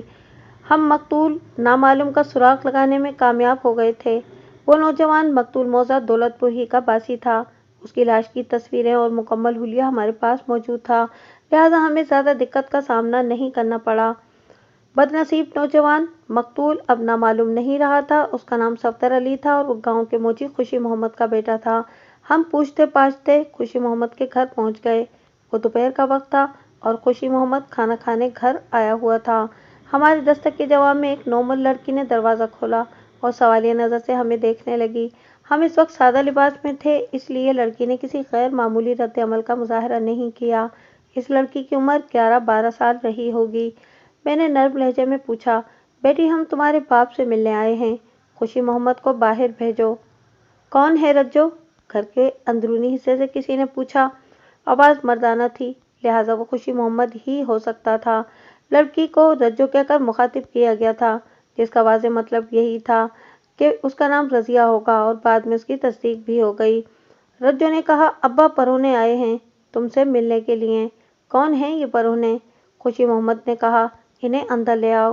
ابا پتہ نہیں کون ہیں، رجو نے کہا، یہ تمہیں باہر بلا رہے ہیں، میں نے انہیں پہلی بار دیکھا ہے۔ خوشی محمد کی آواز آئی، اچھا میں آ رہا ہوں۔ تھوڑی دیر بعد لڑکی کے پیچھے خوشی محمد کی جھلک دکھائی دی، اس کے ساتھ ہی ایک عورت بھی نظر آئی، غالباً وہ خوشی محمد کی بیوی تھی۔ جی کیا کام ہے مجھ سے؟ خوشی محمد نے حیرت آمیز نظر سے باری باری ہم دونوں کو دیکھا۔ میں نے آپ کو پہچانا نہیں، میں نے کھکار کر گلا صاف کرتے ہوئے کہا۔ خوشی محمد، تو ہمیں کس طرح پہچان سکتے ہو؟ ہم آج پہلی مرتبہ مل رہے ہیں۔ ASI نے خوشی محمد سے کہا، ہم لالیکا کے تھانے سے آئے ہیں۔ پھر اس نے میری جانب اشارہ کرتے ہوئے بتایا کہ یہ ملک صفدر حیات تھانہ انچارج ہیں اور میں ASI کامیشا۔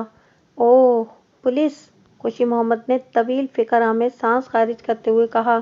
میں نے کہا، خوشی محمد، ہم تمہارے لیے ایک بری خبر لے کر آئے ہیں۔ ایک لمحے کے توقف کے بعد میں نے کہا، یہیں کھڑے کھڑے سنو گے یا گھر کے اندر آنے کی اجازت دو گے؟ ہائے میں مر گئی، خوشی محمد کے ساتھ کھڑی عورت نے کہا۔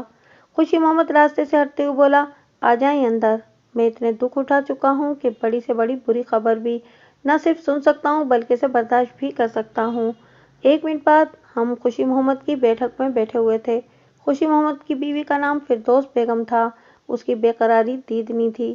سب سے پہلے اس نے ہی سوال کیا، تھانے دار صاحب، آپ لالیکا سے ہمارے لیے کون سی بری خبر لائے ہیں؟ میں نے جواب دینے کے بجائے مقتول نوجوان کی تصویریں ان کی جانب بڑھا دیں۔ تصویروں پر نگاہ پڑتے ہی فردوس بیگم چیخ اٹھی، یہ تو اپنا صفدر ہے، کیا ہوا ہے اسے؟ میں نے مختصر مگر جامع الفاظ میں انہیں بتایا کہ صفدر علی کے ساتھ کیا کچھ پیش آ چکا تھا۔ میری بات ختم ہوتے ہی فردوس نے رونا پیٹنا شروع کر دیا، جبکہ خوشی محمد نے صرف ایک جملہ ادا کر کے صدماتی انداز میں گردن جھکا لی تھی، ایک نہ ایک دن تو یہ ہونا ہی تھا۔ خوشی محمد کی بات میں خاصی گہرائی تھی، جس سے ظاہر ہوتا تھا کہ وہ اپنے بیٹے سے خوش نہیں تھا۔ ہمیں دولت پور میں صفدر کے بارے میں جو معلومات حاصل ہوئی تھیں وہ خاصی ناخوشگوار تھیں۔ صفدر کسی اچھی شہرت کا حامل نہیں تھا، وہ چھوٹے موٹے جرائم میں ملوث پایا گیا تھا، تاہم اس کا ایک خاص جرم چوری تھا۔ وہ چوری کی کئی وارداتوں میں ملوث رہا تھا، 1-2 مرتبہ پولیس کے ہتھے بھی چڑھ چکا تھا اور چھوٹی موٹی سزا بھی پا چکا تھا۔ یہ یقینی بات تھی کہ وہ اپنے بیٹے کے کرتوتوں سے آگاہ تھا۔ اسے ہر وقت یہ دھڑکا لگا رہتا ہوگا کہ صفدر کسی بڑی مصیبت میں گرفتار ہو سکتا ہے۔ صفدر کے ساتھ جو اندھوناک واقعہ پیش آیا تھا، اس سے بڑی مصیبت اور کوئی ہو ہی نہیں سکتی تھی۔ میں نے خوشی محمد کو کریدتے ہوئے کہا، تمہیں کیسے معلوم تھا کہ ایک نہ ایک دن یہ ہونا ہی تھا؟ انسان کو اپنے مال کا بخوبی اندازہ ہوتا ہے، اس نے فلسفیانہ انداز میں کہا۔ میں نے پوچھا، گویا تم اپنے بیٹے کی سرگرمیوں سے پوری طرح واقف تھے؟ اس نے اس بات میں سر ہلانے پر اکتفا کیا۔ میں نے کہا کہ تمہارے بیٹے کی لاش اس وقت سرکاری اسپتال میں رکھی ہوئی ہے۔ وہ جن حالات اور جس حالت میں دریائے ستلج کے کنارے جستی ٹرک میں گھسی ہوئی ملی ہے، اس سے اندازہ ہوتا ہے کہ اسے اس کے ساتھی ہی نے قتل کیا ہوگا، وہی ساتھی جس کی مدد سے اس نے کرم دین کے گھر سے مذکورہ جستی ٹرک چوری کیا تھا۔ کیا تم اس کے ساتھی کی نشاندہی کر سکتے ہو؟ اس کے ساتھ ہی میں نے اسے حالات کی تفصیل سے بھی آگاہ کر دیا۔ وہ چند لمحے سوچنے کے بعد نفی میں سر ہلاتے ہوئے بولا، میں اس سلسلے میں آپ کی کوئی مدد نہیں کر سکتا تھانے دار صاحب۔ اس کا لہجہ دو ٹوک اور بات کرنے کا انداز خاصا مضبوط رہا تھا۔ میں پورے وثوق سے کہہ سکتا تھا کہ وہ دروگوئی سے کام نہیں لے رہا تھا۔ میں نے پوچھا، خوشی محمد، لالیکا میں پیش آنے والے واقعے کو کم و بیش 15 دن گزر چکے ہیں۔ اتنے ہی دنوں سے تمہارا بیٹا صفدر بھی گھر سے غائب تھا، تم نے اس کے غیاب کا کوئی نوٹس کیوں نہیں لیا؟ میں کیا نوٹس لیتا جناب، وہ مجروح نظر سے مجھے دیکھتے ہوئے بولا۔ میں نے کہا، تمہیں چاہیے تھا کہ صفدر کو تلاش کرتے۔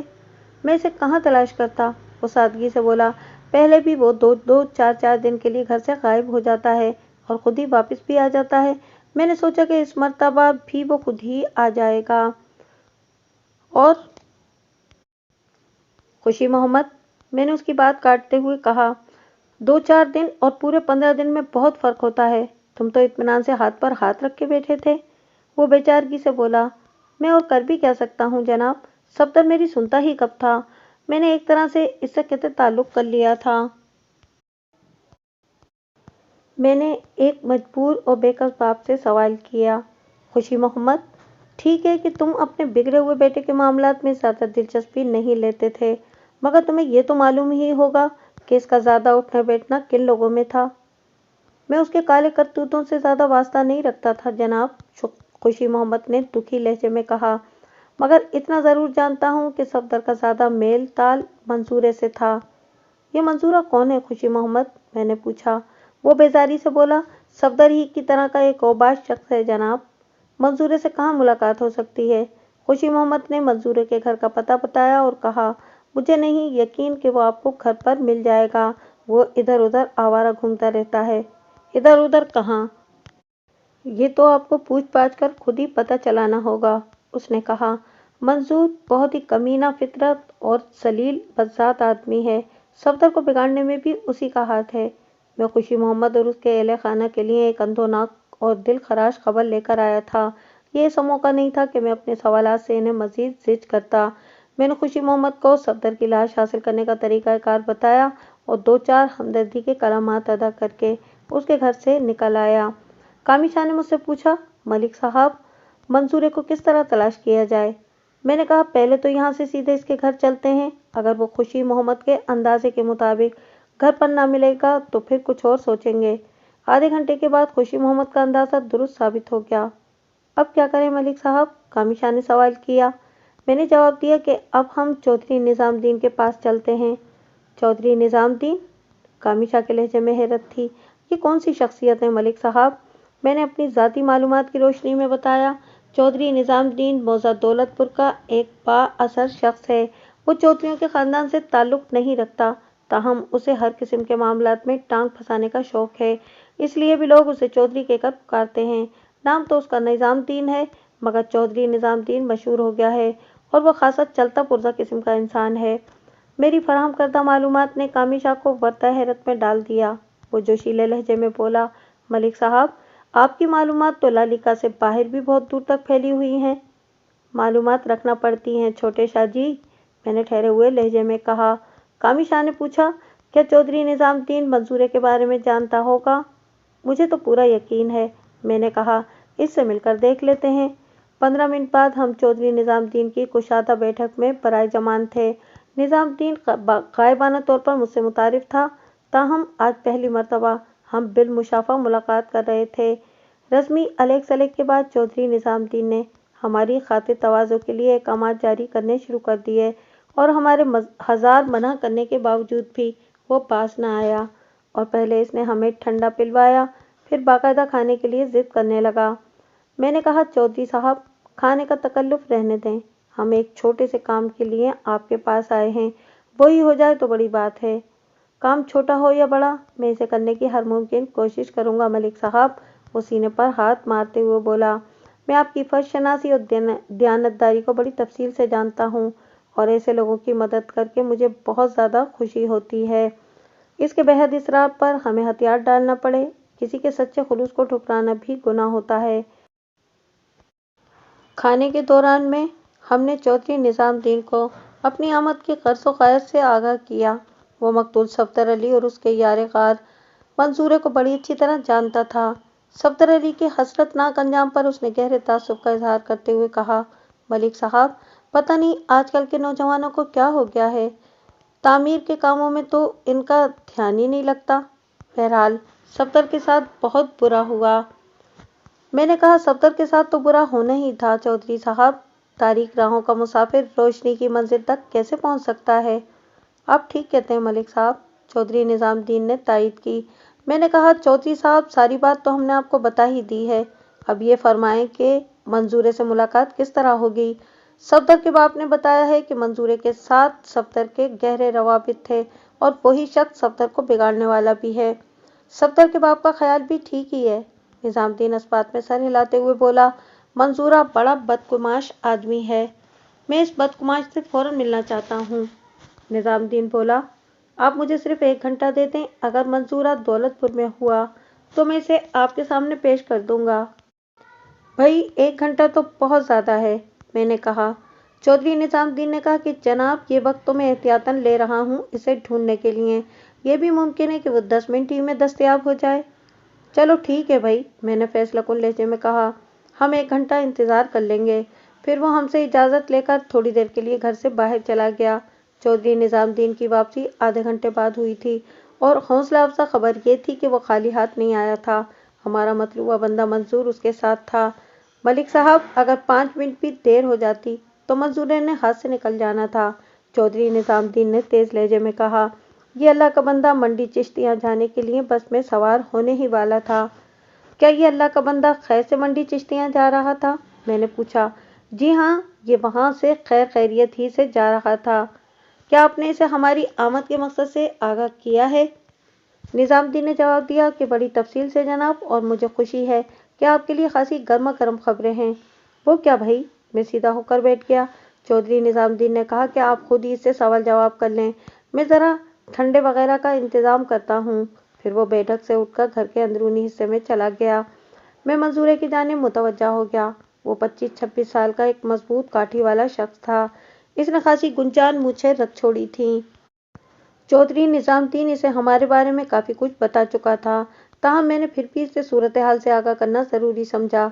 जब मैं सारी बात इसके गोश गुजार कर चुका तो मैंने पूछा, मंसूरे, हमें इस बंदे की तलाश है जो सफदर अली के साथ जस्ती ट्रंक की चोरी में मुलविस था। मंसूरे ने कहा कि मेरा ख्याल है आप इसी बंदे पर सफदर के कत्ल का शुबा कर रहे हैं। तुम्हारा ख्याल दुरुस्त है, मैंने कहा। हालात व वाक़यात इस रुख पर सोचने की राह हमवार कर रहे हैं मंसूरे, और तुम हमें बताओगे कि वो नामालूम मुतवक्किल कातिल कौन है? मैं ही क्यों बताऊंगा? वो दबी आवाज़ में बोला। इसकी कोई ख़ास वजह है? मैंने उसके चेहरे पर निगाह जमाते हुए कहा, हाँ है एक ख़ास वजह। वो खामोशी से मेरी जानिब देखता रहा। उसकी नज़र में सवाल वाज़े तौर पर पढ़ा जा सकता था। इस दौरान में चौधरी निजामुद्दीन पिस्ते बादाम वाला ठंडा दूध लेकर बैठक में आ चुका था। मैंने मंजूरे को मुखातिब करते हुए कहा, सबसे ख़ास खबर तो ये है कि सफदर ज़्यादातर तुम्हारे साथ पाया जाता था और उसके बाप मोची खुशी मोहम्मद का यह ख्याल है कि इसे बिगाड़ने में भी तुम्हारा ही हाथ है। इसके मामूलात और सरगर्मियों के बारे में तुमसे ज़्यादा और कौन जान सकता है मंजूरे? थानेदार साहब, खुशी मोहम्मद के ख्याल से तो मैं इत्तेफाक नहीं करूँगा, मंजूरे ने बुरा सा मुँह बनाते हुए कहा। अलबत्ता जहाँ तक इस बात का ताल्लुक है कि सफदर को मैंने बिगाड़ा है, तो इसमें ज़रा भी हकीकत नहीं। वो मेरे पास बिगड़ा बिगड़ाया ही आया था। एक लम्हे के तवक्कुफ से उसने इजाफा किया, जनाब, मैं तो कई दिन से सफदर से मिला ही नहीं, इसकी सरगर्मियों के बारे में क्या बता सकता हूँ? आप यकीन माने, मैं नहीं जानता कि वो किसी शख्स के साथ चोरी की वारदात में मुलविस रहा है। मैंने तुम्हारी बात का यकीन कर लिया मंसूरे, मैंने बात को सही रुख पर लाते हुए कहा। हम फर्ज कर लेते हैं कि तुम करमदीन के घर होने वाली चोरी की वारदात और उसमें मुलविस वारदातियों के बारे में कुछ नहीं जानते। एक लम्हे का तवक्कुफ करके मैंने अपनी बात को जारी रखा। तुम फिलहाल ये बताओ, आखिरी मर्तबा तुमने सफदर अली को कब और कहाँ देखा था, और इस बात को कितना अरसा हुआ है? वो हिसाब लगाने के बाद बोला, शायद 15-16 दिन हुए हैं। चोरी की वारदात को भी कमोबेश इतने ही दिन गुजरे हैं, मैंने कहा।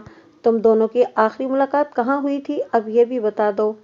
हम यहीं दौलतपुर ही में मिले थे। मुलाकात में क्या बातें हुई थी, मैंने पूछा। वो बोला, बस आम सी बातें जैसी रोज़मर्रा की होती हैं।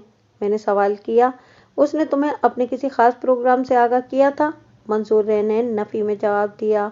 मैंने पूछा, कोई ऐसा जिक्र किया हो कि वो कुछ अरसे के लिए दौलतपुर से कहीं और जा रहा है? जी बिल्कुल नहीं, मंजूरा कतईयत से बोला। मैंने थोड़ी देर सोचने के बाद पूछा, आखिरी मुलाकात से पहले सफदर तुमसे रोज़ाना मिलता रहा था क्या? जी हाँ, हम रोज़ाना ही मिलते थे। उसकी गैर हाजिरी से तुम तशवीश में मुब्तला नहीं हुए? ना जी, मंजूर ने नफ़ी में गर्दन हिलाई। वो पहले भी अक्सर 2-4 दिन के लिए गायब हो जाता था, इसलिए भी मैंने समझा फ़िक्र की कोई बात नहीं है। मैंने पूछा, मुझे पता चला है कि तुम्हारी तरह सफदर भी छोटे मोटे जुराइम में मुलविस रहा है। जवाब देने से पहले मंसूर ने कनखियों से चौधरी निजामुद्दीन को देखा। चौधरी ने सर्जनिश करने वाले अंदाज में कहा, देख मंसूरे, मलिक सफदर हयात साहब की मैं बहुत इज्जत करता हूँ। तुम इनके सामने किसी गलत बयानी से काम नहीं लेना। वरना मुझसे बुरा कोई नहीं होगा। तुम जानते ही हो मैं किस किस्म का बंदा हूँ। मंसूरे ने दोनों हाथ जोड़ते हुए कहा, चौधरी साहब, अगर आप मलिक साहब का एहतराम करते हैं तो ये मेरे भी माई बाप हैं, मैं इनसे झूठ नहीं बोलूँगा। मैंने इसकी तसल्ली के लिए कहा, मैं यहाँ तुम्हारे जुर्म का खोज लगाने नहीं आया मंसूरे, इस सिलसिले में तुम्हें परेशान होने की चंदा ज़रूरत नहीं है। मैं तो सिर्फ तुम्हारे तवस्सुस से मुतवक्किल कातिल तक पहुँचना चाहता हूँ। वो तामुल करते हुए बोला, थानेदार साहब, सच्ची बात तो ये है कि हम कभी भी किसी संगीन जुर्म में मुलविस नहीं रहे। छोटी मोटी हेरा फेरी की बात दूसरी है। शाबाश, मैंने सराहने वाले अंदाज में कहा। मुझे खुशी हुई कि तुमने दरो कोई का सहारा नहीं लिया, और इसके साथ ही मैं ये भी उम्मीद करता हूँ कि और भी मैं तुमसे जो कुछ पूछूंगा तुम उसका ठीक ठीक जवाब दोगे। ठीक ठीक कैसे नहीं बताएगा जनाब, चौधरी निजामुद्दीन ने इसे तेज नज़र से घूरते हुए कहा। मंसूरा सहम कर मेरी जानिब देखने लगा। मैंने एक बात खास तौर पर महसूस की थी कि चौधरी निजामुद्दीन के सामने मंसूरे को दम मारने की जुर्रत नहीं थी। मैंने मंसूरे को मुखातिब करते हुए कहा, आखिरी मुलाकात वाले दिन या इससे पहले तुमने सफदर के साथ किन किन लोगों को देखा था? ये बताना तो बहुत मुश्किल है जनाब, बोल झंझदा लहजे में बोला। मैं क्या जानूं वो मेरे अलावा और किस किस से मिलता रहा होगा। अपनी बात खत्म करते ही मंसूरे ने चेहरे के उजलात को इस तरह सुकेड़ा जैसे इसके जहन में कोई खास बात आ गई हो। इस मौके पर मैंने जल्दी से कहा, हाँ हाँ कहो मंसूरे, तुम क्या कहना चाहते हो? मेरी जहन में एक बात आई है, वो पुरख्याल अंदाज में बोला। पता नहीं कि आपके लिए अहम भी है या नहीं। मैंने इस्तरारी लहजे में कहा कि अहम और गैर अहम का फैसला मैं खुद कर लूँगा मंसूरे, तुम बात बताओ। बात दरअसल ये है जनाब कि सफदर से आखिरी मुलाकात के रोज़ मैंने उसके साथ एक अजनबी शख्स को भी देखा था। मंसूरा मुतदिल लहजे में बोला। कौन अजनबी शख्स? मैंने तेज़ आवाज़ में दरियाफ्त किया। वो बोला, जनाब अजनबी तो अजनबी ही होता है, मैं इसके बारे में आपको क्या बता सकता हूँ। सफदर ने इस अजनबी का तारुफ नहीं करवाया था, उसने जवाब दिया। सफदर ने शख्स के बारे में सरसरी सा बताया था। मसलन क्या बताया था? मैंने पूछा। मसलन यही कि वो शख्स सफदर का कोई मेहमान था जो हारूनाबाद से आया था, मंसूरे ने बताया। मेहमान के जिक्र पर मैं चौंका। खुशी मोहम्मद से गुफ्तगू के दौरान में किसी मेहमान का तस्करा नहीं हुआ था। इसी बात को मद्देनजर रखते हुए मैंने मंसूरे से कहा, अगर वो शख्स सफदर का मेहमान था तो खुशी मोहम्मद इससे बेखबर क्यों है? हो सकता है सफदर ने हारूनाबाद वाले मेहमान के बारे में अपने घर वालों को कुछ न बताया हो। मंसूरे ने ख्याल आराई की। ऐसा मुमकिन था। मैं हारूनाबादी मेहमान की हकीकत जानने के लिए बेचैन हो गया। वो एक ऐसा पुरअसरार शख्स साबित हो रहा था जिसके बारे में ना तो सफदर का यार ग़ार मंसूरा कुछ जानता था और ना ही मकतूल सफदर का बाप खुशी मोहम्मद इससे वाकिफ था। ये पुरअसरार शख्स मेरी नज़र में बहुत अहम हो गया था। मैंने अपने सामने बैठे हुए मंसूरे से सवाल किया, इस अजनबी हारूनाबादी मेहमान का कोई नाम भी तो होगा, तुमने उसका नाम नहीं बताया।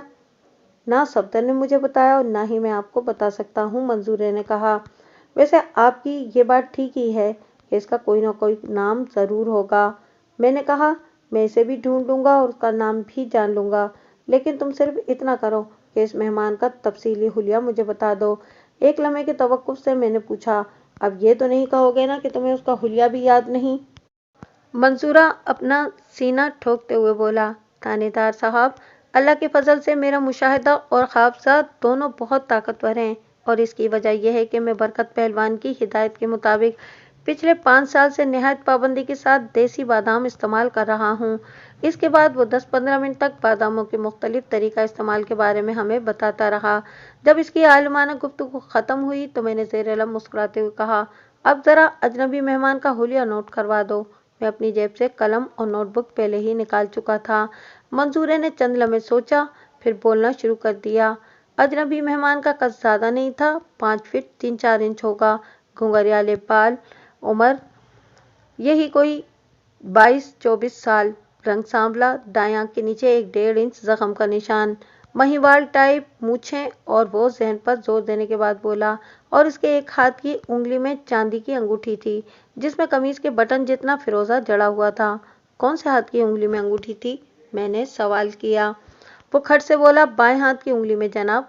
हैरत अंगेज, एएसआई कामी शाह ने बाआवाज़ बुलंद कहा। मैंने पूछा, शाह जी आपको किस बात पर हैरत हो रही है?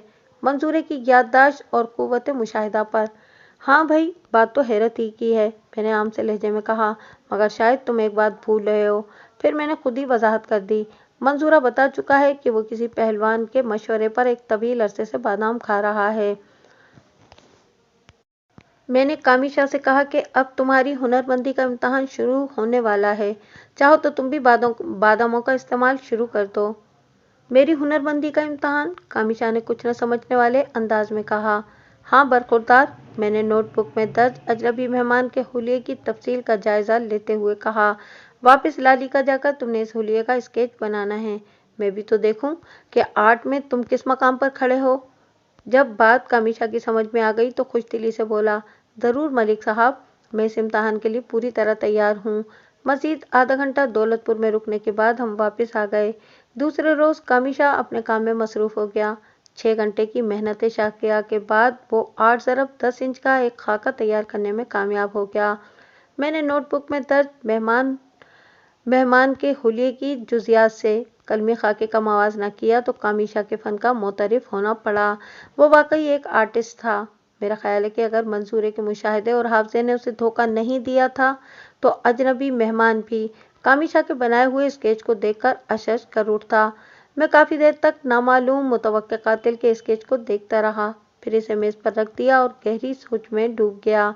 चंद लम्हात के बाद कामिशा ने पूछा, मलिक साहब, हारूनाबाद तो बहुत बड़ा इलाका है, हम इस बंदे को कहाँ कहाँ तलाश करते फिरेंगे। मैंने कहा, तुम बिल्कुल ठीक कह रहे हो कामिशा, इसकी तलाश के लिए हमें एक ख़ास किस्म का लाहे अमल तैयार करना होगा, और फिर यह भी कोई ज़रूरी नहीं है कि इस बंदे का ताल्लुक हारूनाबाद ही से हो।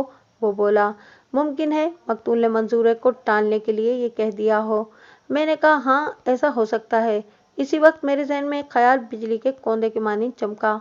मैं बोलते बोलते एकदम खामोश हो गया। मेरी संजीदगी को देखते हुए कामिशा ने पूछा, कोई ख़ास बात है क्या मलिक साहब? आप गहरी सोच में डूब गए। हाँ बहुत ख़ास बात है, मैंने जवाब दिया। मेरे जहन में एक आइडिया आया है। कैसा आइडिया? वो हमतन गोश हो गया। मैंने कहा कि हम मतलूबा बंदे की तलाश के लिए जीनत बीबी से भी मदद ले सकते हैं। जीनत बीबी? कामिशा ने ज़ेरे लब दोहराया। आपका मतलब है कि करमदीन उर्फ करमू की बेवा?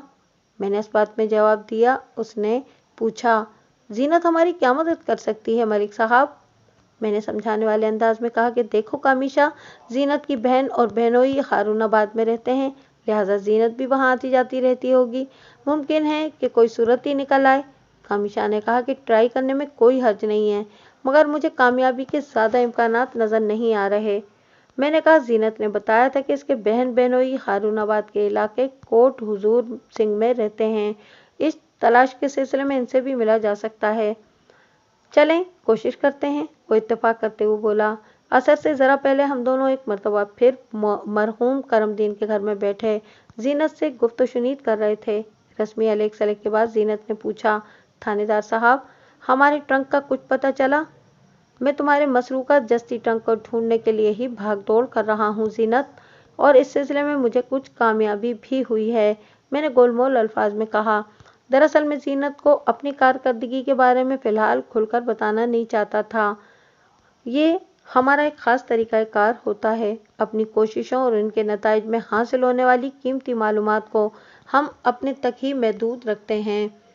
जीनत मेरी हौसला बख्श बात सुनने के बाद दुआई अंदाज में बोली, अल्लाह करे जल्द से जल्द वो ट्रंक मुझे मिल जाए। अब तो निको की शादी बिल्कुल सर पर आ गई है। निको की शादी? मैंने चौंके हुए लहजे में कहा। हाँ थानेदार साहब, मैंने इसकी बात पक्की कर दी है, जीनत ने बताया। 1 माह बाद इसकी शादी हो जाएगी। बस मैं करमदीन के 40वें का इंतज़ार कर रही हूँ। मैंने पूछा, कहाँ कर रही हो बेटी की शादी? वो एक ठंडी आह खारिज करते हुए बोली, थानेदार साहब, मुश्किल में हमेशा अपने ही काम आते हैं। मैं सारी ज़िंदगी करमदीन को ये बात समझाती रही, मगर इसकी समझ में कुछ नहीं आया। वो अपने लालची भाई फजलदीन को अपना समझता रहा, मगर मुसीबत के वक्त उसकी असलियत खुल गई। उसने हमारी बेटी के रिश्ते से इनकार कर दिया, जबकि वो एक लम्हे को सांस लेने के लिए रुकी और फिर बात जारी करते हुए बोली, जबकि मेरी बहन वाकई मेरी सच्ची हमदर्द है। उसने इस कसम पुरसी की हालत में भी मेरी बेटी को अपनी बेटी बनाने का ऐलान कर दिया है। मैंने अपनी ख्वाहिश के मुताबिक निको की शादी अपने भांजे नादिर अली से करने का फैसला कर लिया है। कितने फराग दिल और आला ज़र्फ है मेरे बहन बहनोई। उन्होंने एक दिन का भी जहेज के नाम पर नहीं मांगा। जीनत ने जो कहानी सुनाई थी इसके रोशन इम्कानात मौजूद थे। करमदीन की जिद की वजह से निको की शादी अपने तायाजाद कादिर वक्त से होने जा रही थी, वरना जीनत का तो पूरा जोर अपने भांजे नादिर अली की तरफ था, जिसकी मुखालफत करमदीन कर रहा था। मुखालफत करने वाला अब इस दुनिया में नहीं रहा था, लिहाजा जीनत को अपनी मनमानी करने से कोई नहीं रोक सकता था। सच कहते हैं, सारे झगड़े जिंदगी तक होते हैं, मरने के बाद कोई मसला बाकी नहीं रहता। मैंने कहा, जीनत बीबी, तुम्हारी बहन तो हारूनाबाद में रहती है ना? उसने इस बात में जवाब देते हुए बताया, हाँ थानेदार साहब, फजीलत बीबी हारूनाबाद के इलाके मौजा कोट हुजूर सिंह में रहती है। तुम्हारा बहनोई क्या करता है? आशिक अली तरखान है, उसने बताया, वहीं गांव में उसकी दुकान है। मैंने कहा कि तुम मुझे अपने बहनोई आशिक अली का पता अच्छी तरह लिखवा दो। 2-4 दिन बाद मैं किसी सरकारी काम से हारूनाबाद जाने वाला हूँ। अगर वक्त मिला तो आशिक अली से भी मुलाकात करूँगा। मुझे एक हमदर्द और नेक इंसान से मिलकर खुशी होगी। उसने कोट हुजूर सिंह में आशिक अली के घर और दुकान का पता तफसीलन मुझे नोट करवा दिया और फिर पूछा, आप किस सिलसिले में हारूनाबाद जा रहे हैं?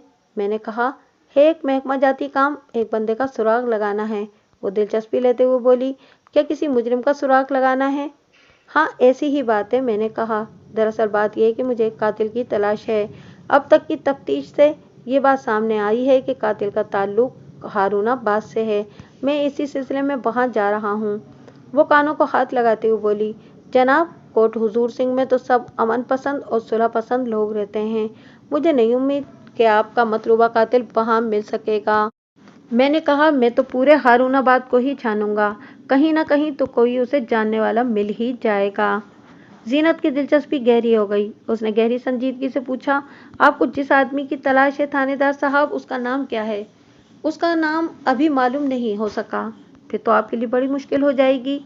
हाँ, मुश्किल तो होगी, मैंने कहा, शायद इसकी तस्वीर से बात बन जाए। जीनत ने पूछा, क्या आपके पास उस कातिल की तस्वीर भी है? अंदाजों से बनवाई है मैंने एक तस्वीर, मैंने कहा, बल्कि वो एक कलमी खाका है जो मतलूबा कातिल के मतलूबा हुलिये के मुताबिक तैयार करवाया गया है। क्या वो खाका आप मुझे दिखा सकते हैं? जीनत ने अचानक पूछा। एक लम्हे को मैंने सोचा, फिर वो स्केच जीनत को दिखाने का फैसला कर लिया। मैं जीनत के मसरूका जस्ती ट्रंक की तलाश के सिलसिले ही में कातिल को ढूंढता फिर रहा था। गोया जीनत इस केस की एक मुतल्लिका फर्द भी थी, लिहाजा इसे खाका दिखाने में मुझे कोई कबाहत महसूस नहीं हुई। मैंने कहा, हाँ, मैं वो खाका तुम्हें दिखा सकता हूँ। फिर अपनी जेब में से कामिशा का तख्लीक करता वो खाका निकाल लिया। मैंने मस्कूरा खाके को 4 तय करके रखा था। कागज की तहें खोलकर मैंने वो खाका जीनत बीवी की जानिब बढ़ा दिया। मतलूबा खाके पर नजर पड़ते ही जीनत इस तरह उछली जैसे उसने बिजली के नंगे तारों को छू लिया हो।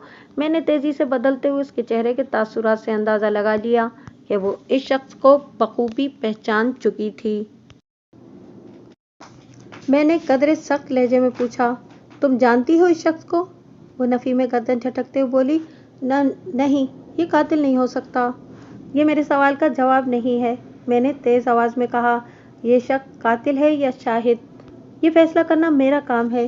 तुम्हारी हालत को देखते हुए मैं यकीन से कह सकता हूँ कि तुम इस शख्स को अच्छी तरह जानती हो। जो चीज़ें इस खाके में नजर नहीं आ रही वो मैं तुम्हें ज़बानी बता देता हूँ। एक लम्हे का तवक्कुफ करके मैंने सनसनाते हुए लहजे में इजाफा किया। इस शख्स का रंग सांवला है, कद लगभग 5.25 फीट, और ये अपने बाएं हाथ की एक उंगली में चांदी की अंगूठी पहनता है जिसमें फिरोजा जड़ा हुआ है। अब तो मुझे बताओगी कि ये शख्स कौन है, इसका नाम क्या है और ये कहाँ पाया जा सकता है? वो मेरे इतने सवालों से घबरा गई, ताहम घबराहट से ज़्यादा परेशानी और तशवीश ने उसे जकड़ लिया था। जब वो गोया हुई तो उसकी आवाज़ में नकाहत बड़ी वाज़ेह थी। उसने शकस्ता लहजे में बताया, ये तो अपना नादिर अली है। नादिर अली? अब मेरे उछलने की बारी थी। यानी तुम्हारा लाडला भांजा नादिर अली? हाँ, ये हूबहू उसकी तस्वीर है, वो लर्जा लहजे में बोली। कामिशा ने मरना खैस नज़र से मेरी जानिब देखते हुए कहा, लो जी मलिक साहब, सारा मसला ही हल हो गया। जीनत ने सरासीमा लहजे में दरियाफ्त किया, नादिर ने किसको कत्ल किया है? सफदर अली को, मैंने बताया। वो पूछने लगी, ये सफदर अली कौन है? क्या तुम सफदर को नहीं जानती हो? नहीं, बिल्कुल नहीं, वो कतईयत से बोली। अब ज़रूरी हो गया था कि जीनत को तफसील से आगाह किया जाता। मैंने कहा, जीनत बीबी, तुम्हारे घर से जस्सी ट्रंक चुराने वाले 2 अफराद में से एक की लाश हमें इसी जस्सी ट्रंक के अंदर बंद दरिया के किनारे पड़ी मिली थी।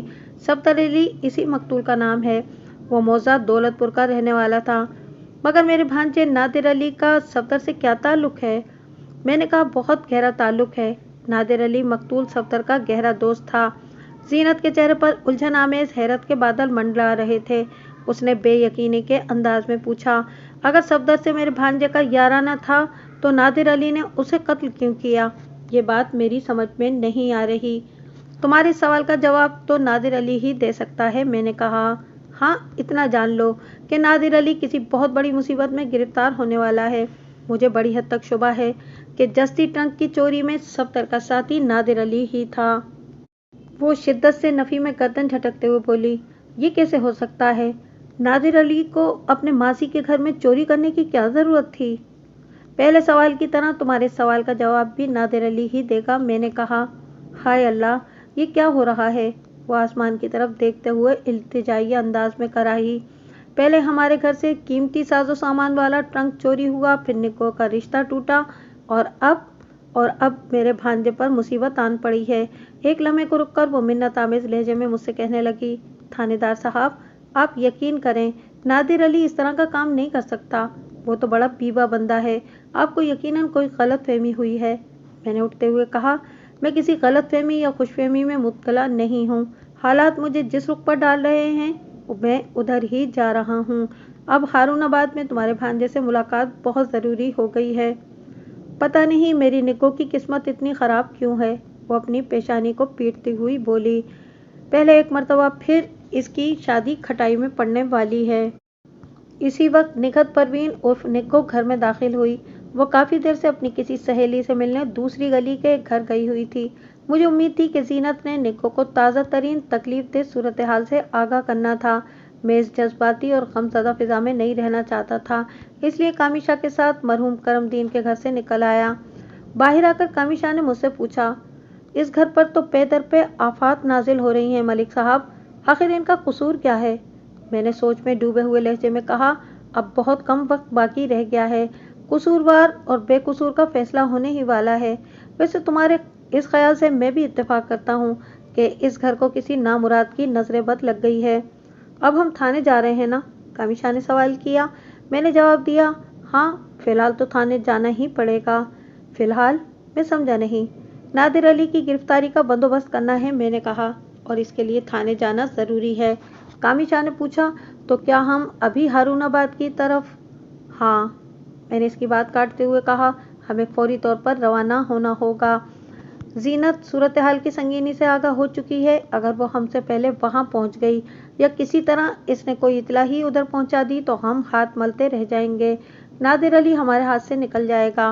मैंने ज़रा रुक कर कहा, वैसे मुझे उम्मीद है कि जीनत बीवी सबसे पहले कोई पेशरफ्त नहीं करेगी, इसलिए हमें रात ही को अपना काम मुकम्मल कर लेना चाहिए।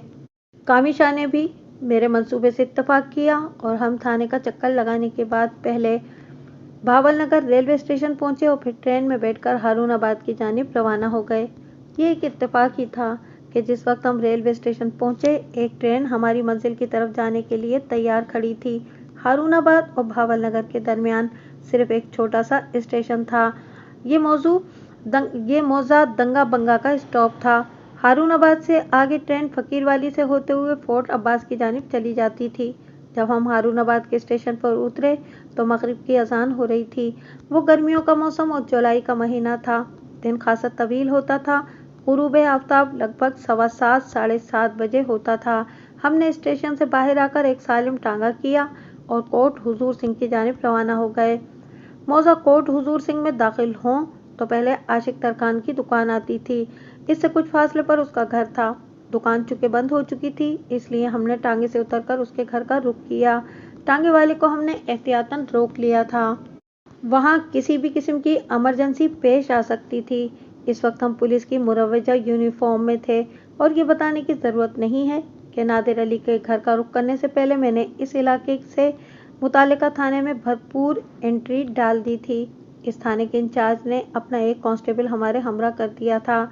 हमारी दस्तक के जवाब में जिस शख्स ने दरवाज़ा खोला वो कामिशा के बनाए हुए स्केच पर 16 आने फिट बैठता था। मैंने घूरकर उसे देखा और पूछा, तुम नादिर अली हो? पुलिस की वर्दी में मलबूस दो अफराद को सामने खड़े देखकर वो हवास बाख्ता हो चुका था।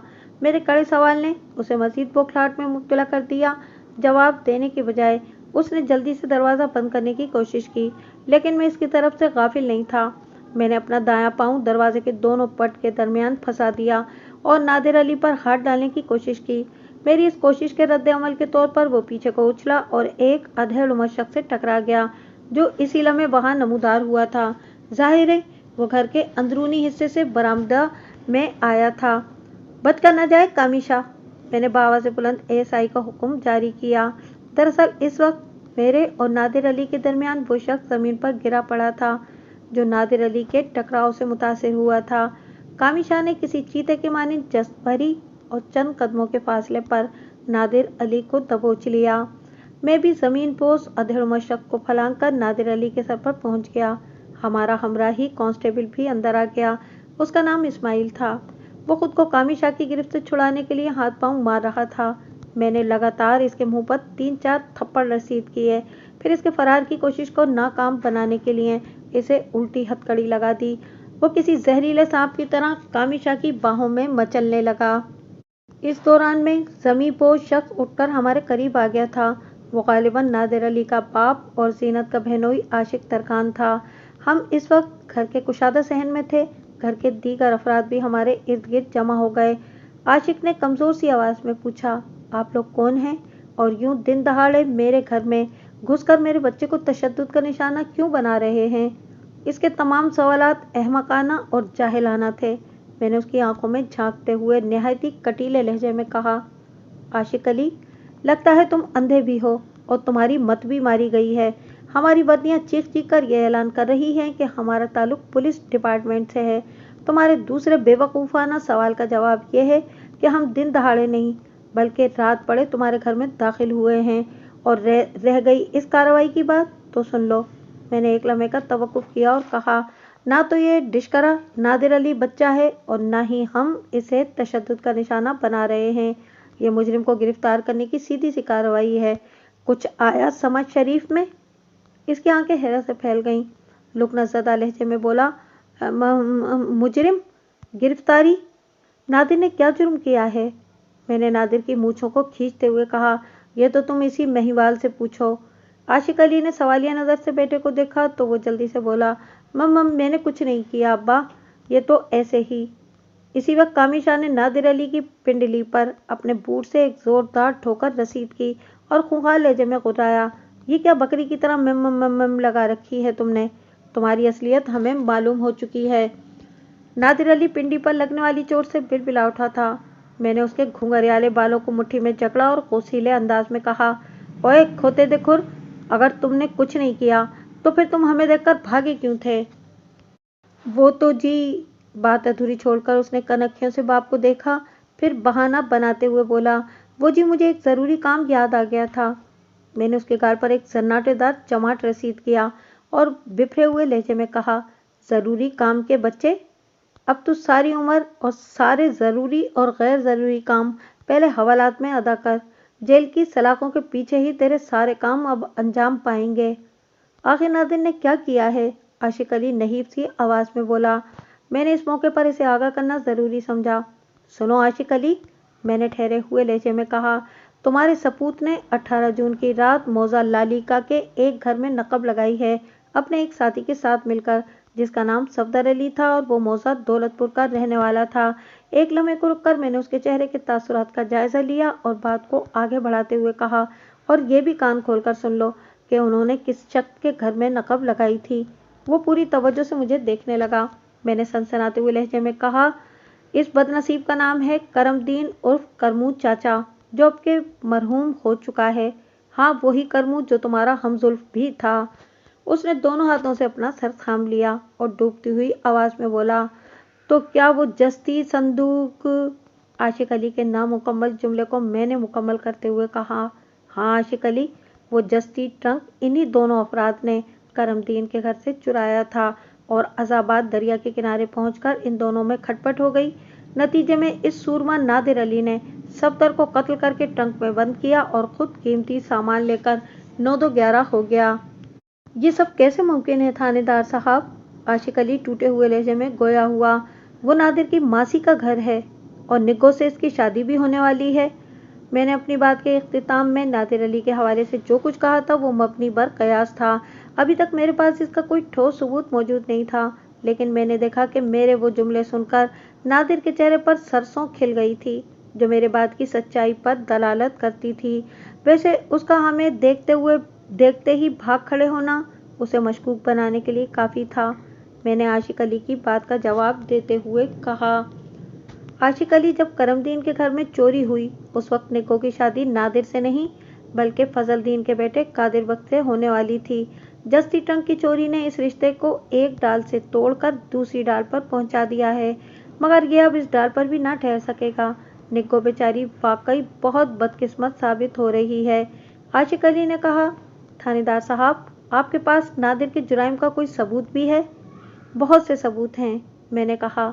हमारे पास इन दो अफराद का खुरा महफूज है जो करमदीन के घर से जस्ती ट्रंक चुराकर दरिया पर ले गए थे। इनमें एक मकतूल सफ्तर अली था और दूसरा नादिर। मैंने नादिर का नाम पूरे वसूख से लेने के बाद उसकी आंखों में देखा तो उसके चेहरे पर एक रंग सा आकर गुजर गया। मैं आशिक अली की तरफ मुतवज्जा होते हुए बोला, अब इस तुरम खान का खुरा भी चेक कर लेंगे हम। इसके अलावा जब चोरी का माल बरामद होगा तो दूध का दूध और पानी का पानी हो जाएगा। आशिक अली ने हसरतनाक नज़र से बेटे को देखा। मैंने नादिर को कड़े तेवरों से घूरते हुए पूछा, कहाँ थे तुम 18 जून को? मैं तो इधर ही था, वो फंसी फंसी आवाज़ में बोला। ओए, इधर किधर और जिधर के पुत्र? मैंने उसकी गर्दन पर हाथ छोड़ते हुए कहा, लगता है कि तुम आसानी से जबान नहीं खोलोगे। तुम्हारे साथ कोई दूसरा फार्मूला ही आजमाना पड़ेगा। कामिशा ने कहा, जब ये हमारे थाने की हवालात में रहेगा तो इसका अंग अंग बोलने लगेगा। मलिक साहब, इसको साथ ले चलें। साथ तो ये ज़रूर जाएगा, मैंने हतमी लहजे में कहा। इसने जो कुछ किया है इसका हिसाब किताब होगा। फिर मैं नादिर के बाप आशिक अली की जानिब मुड़ गया। आशिक अली, तुम बताओ, तुम्हारा ये लाडला 18 जून को कहाँ था? फिर मैंने वजाहत की, इस तारीख को करमदीन के घर में चोरी हुई थी। जनाब, मैं जून जुलाई का हिसाब तो जानता नहीं, वो उलझन ज़दा लहजे में बोला। मैंने कहा, तुम्हें वो दिन तो याद होगा ना जब तुम्हारी साली जीनत बीबी के घर में चोरी हुई थी। ये ज़्यादा पुरानी बात नहीं है। इस रोज़ नादिर कहाँ था, मैं यही पूछ रहा हूँ। वो कुछ सोचते हुए बोला, हाँ याद आया, ये इस दिन घर में नहीं था। फिर कहाँ था? मुझे तो नहीं मालूम था, वो बोला। जब ये रात को घर वापस नहीं आया तो मैंने इसकी माँ से पूछा था। फजीलत ने बताया कि वो एक दिन के लिए फोर्ट मीरठ गया हुआ है, किसी दोस्त से मिलने। मैंने खुशीली नज़र से नादिर को घूरा और कहा, ओए बदबख्त, तुम तो कह रहे थे कि 18 जून को इधर ही थे। ये तुम्हारा इधर फोर्ट मीरठ में होता है या दौलतपुर में? नादिर को यकीन हो चला था कि वो बुरी तरह फंस चुका था। उसे ख्याली या अमली फरार की कोई राह नजर न आई तो खामोश रहने पर इक्तफा किया। मेरे सवाल का जवाब देने की बजाय ज़मीन को घूरने लगा। मैंने वक्त ज़ाया करने के बजाय कार्रवाई को अहमियत दी और एक दो मोअज़्ज़िज़ पड़ोसियों को भी आशिक के घर में बुला लिया। फिर नादिर से सवाल किया, कहाँ छुपाया है तुमने चोरी का वो माल? वो बदस्तूर खामोशी से ज़मीन को घूरता रहा। मैंने कामिशा को इशारा किया और ख़ुद भी उसके साथ मसरूफ़ हो गया। कांस्टेबल इस्माइल भी हमारे साथ भरपूर ताउन कर रहा था। हमने महल्ले वालों की मौजूदगी में आधे घंटे की मेहनत के बाद माल मसरूक़ा बरामद कर लिया। जस्ती ट्रंक का कीमती सामान एक गट्ठी की सूरत अनाज वाले पड़ोले में मौजूद था। मैं तलाशी के दौरान में नादिर पर कड़ी नज़र रखे हुए था। इसकी हथकड़ी भी मेरे हाथ में थी। जब हम मस्कूरा पड़ोले के आसपास तलाशी ले रहे थे तो नादिर की एक इज़्तिरारी हरकत ने मुझे चौंका दिया और मैं पड़ोले की मुकम्मल तलाशी लिए बगैर न रह सका, जिसके नतीजे में कामयाबी मेरे हाथ आई थी। जब हम अंदर एक कमरे में इस कार्रवाई में मसरूफ़ थे तो इसी वक्त नादिर की माँ फजीलत घर में दाखिल हुई। उसने सर पर रोटियों वाली एक बड़ी सी चंगीर उठा रखी थी। थोड़ी देर पहले मेरे एक सवाल के जवाब में आशिक अली ने बताया था कि फजीलत रोटी लगवाने तंदूर पर गई हुई है। घर के अंदरूनी सूरत हाल को देखकर फजीलत हत्थे से उखड़ गई। ये बात समझने में इसे ज़रा भी दिक्कत पेश नहीं आई थी कि हमने न सिर्फ माल मसरूक़ा बरामद कर लिया था बल्कि उसके लख्ते जिगर को भी गिरफ्तार करके अपने साथ ले जाने का इरादा रखते थे। नादिर की हालत किसी मुर्दे ऐसी हो रही थी। फजीलत जिस हद तक शोर मचा सकती थी उसने ज़रूर कोशिश की, मगर मैंने उसकी चीखों पुकार को एक कान से सुनकर दूसरे कान से निकाल दिया और मौके की ज़रूरी कानूनी कार्रवाई निपटाने के बाद वापसी का सफ़र इख्तियार किया। इस मर्तबा टांगे में माले मसरूका वाली गठरी और ज़ेरे हिरासत नादिर अली का इजाफा हो चुका था। वो रात हमने मुतालिका थाने में गुजारी, क्योंकि इस वक्त लाली का वापस आना मुमकिन नहीं था। दूसरी सुबह हम अपने थाने के लिए हारून आबाद से लालिका के लिए चल पड़े और दोपहर से पहले अपनी मंजिल पर पहुंच चुके थे। इसी रोज़ मैंने खोजी बाबा दीन मोहम्मद को बुलाकर नादिर के खुरे की तस्दीक कर ली। करमदीन के घर में चोरी करने वाले 2 अफराद में से एक नादिर अली ही था। अब सब कुछ रोज़े रोशन की तरह अयां हो चुका था। हमारी थोड़ी सी अमली कोशिश के बाद नादिर अली ने ज़बान खोल दी। फिर इसकी खुली ज़बान ने बड़े इबरत अंगेज़ और शर्मनाक इंकशाफात किए। नादिर अली ने न सिर्फ चोरी बल्कि सफदर के कत्ल का भी इकबाल कर लिया था। वाक़ियात के मुताबिक इस फितने की सरगोना फितना सामा फजीलत थी। जब उसकी हर कोशिश नाकाम हो गई तो उसने निग्गो का रिश्ता हासिल करने के लिए एक भयानक और तबाहकुन मंसूबा बनाया। इस मंसूबे से सिर्फ फजीलत और नादिर ही वाकिफ थे। निग्गो का रिश्ता फजीलत की अना का मसला बन गया था। उसने फैसला किया कि अगर निग्गो नादिर को न मिली तो फिर कादिर बख्श को भी नहीं मिलेगी। उसने अपने अज़ाइम से जीनत को भी बेखबर रखा था।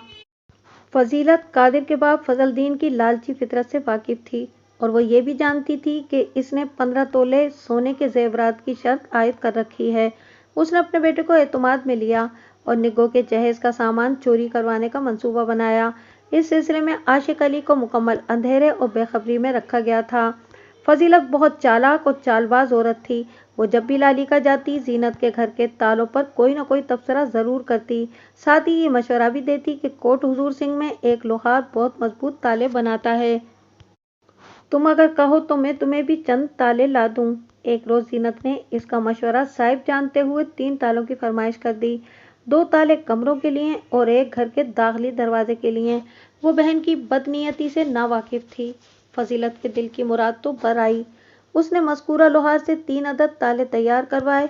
चालाकी उसने ये की कि तालों की एक एक चाबी जायद बनवा ली। फिर जब उसके दिए हुए ताले करमदीन के घर में इस्तेमाल होने लगे तो उसने नादिर के जरिए निग्गो के जहेज का सामान चोरी करवाने के मंसूबे पर अमल कर डाला।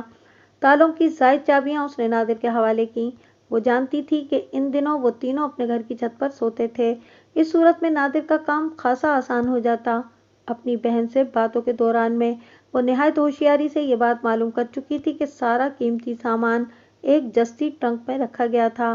मंसूबे को बतरी के एहसन पाया तकमील तक पहुंचाने के लिए नादिर को एक मददगार की ज़रूरत थी। सफदर से ज़्यादा उसे कोई मौजू नज़र न आया। सफदर से उसकी दोस्ती खासी पुरानी थी। उसने सफदर को पूरी बात बताए बगैर अपनी मदद के लिए तैयार कर लिया। लेकिन जब दरिया के किनारे पर पहुंचकर जस्ती ट्रंक को छोड़ने का मरहला आया तो नादिर की गलत बयानी सफदर से पोशीदा न रह सकी। नादिर ने इसे कीमती सामान के बारे में नहीं बताया था। सफदर ने इस धोखाधड़ी पर एहतजाज किया और साथ ही आधे माल मसरूका का मुतालबा कर दिया। नादिर अली इस माल से एक सुई भी देने को तैयार नहीं था। फिर दोनों में तल्ख कलामी होने लगी जो हाथापाई में बदल गई। बिलाखिर नादिर ने अपने लिबास में पोशीदा खंजर निकालकर सफदर के सीने में घोंप दिया और उसे ट्रंक में बंद करने के बाद कीमती माल मसरूका गठरी में बांधकर वहां से चलता बना। इसके बाद जो हालात पेश आए वो शुरू में बयान किए जा चुके हैं।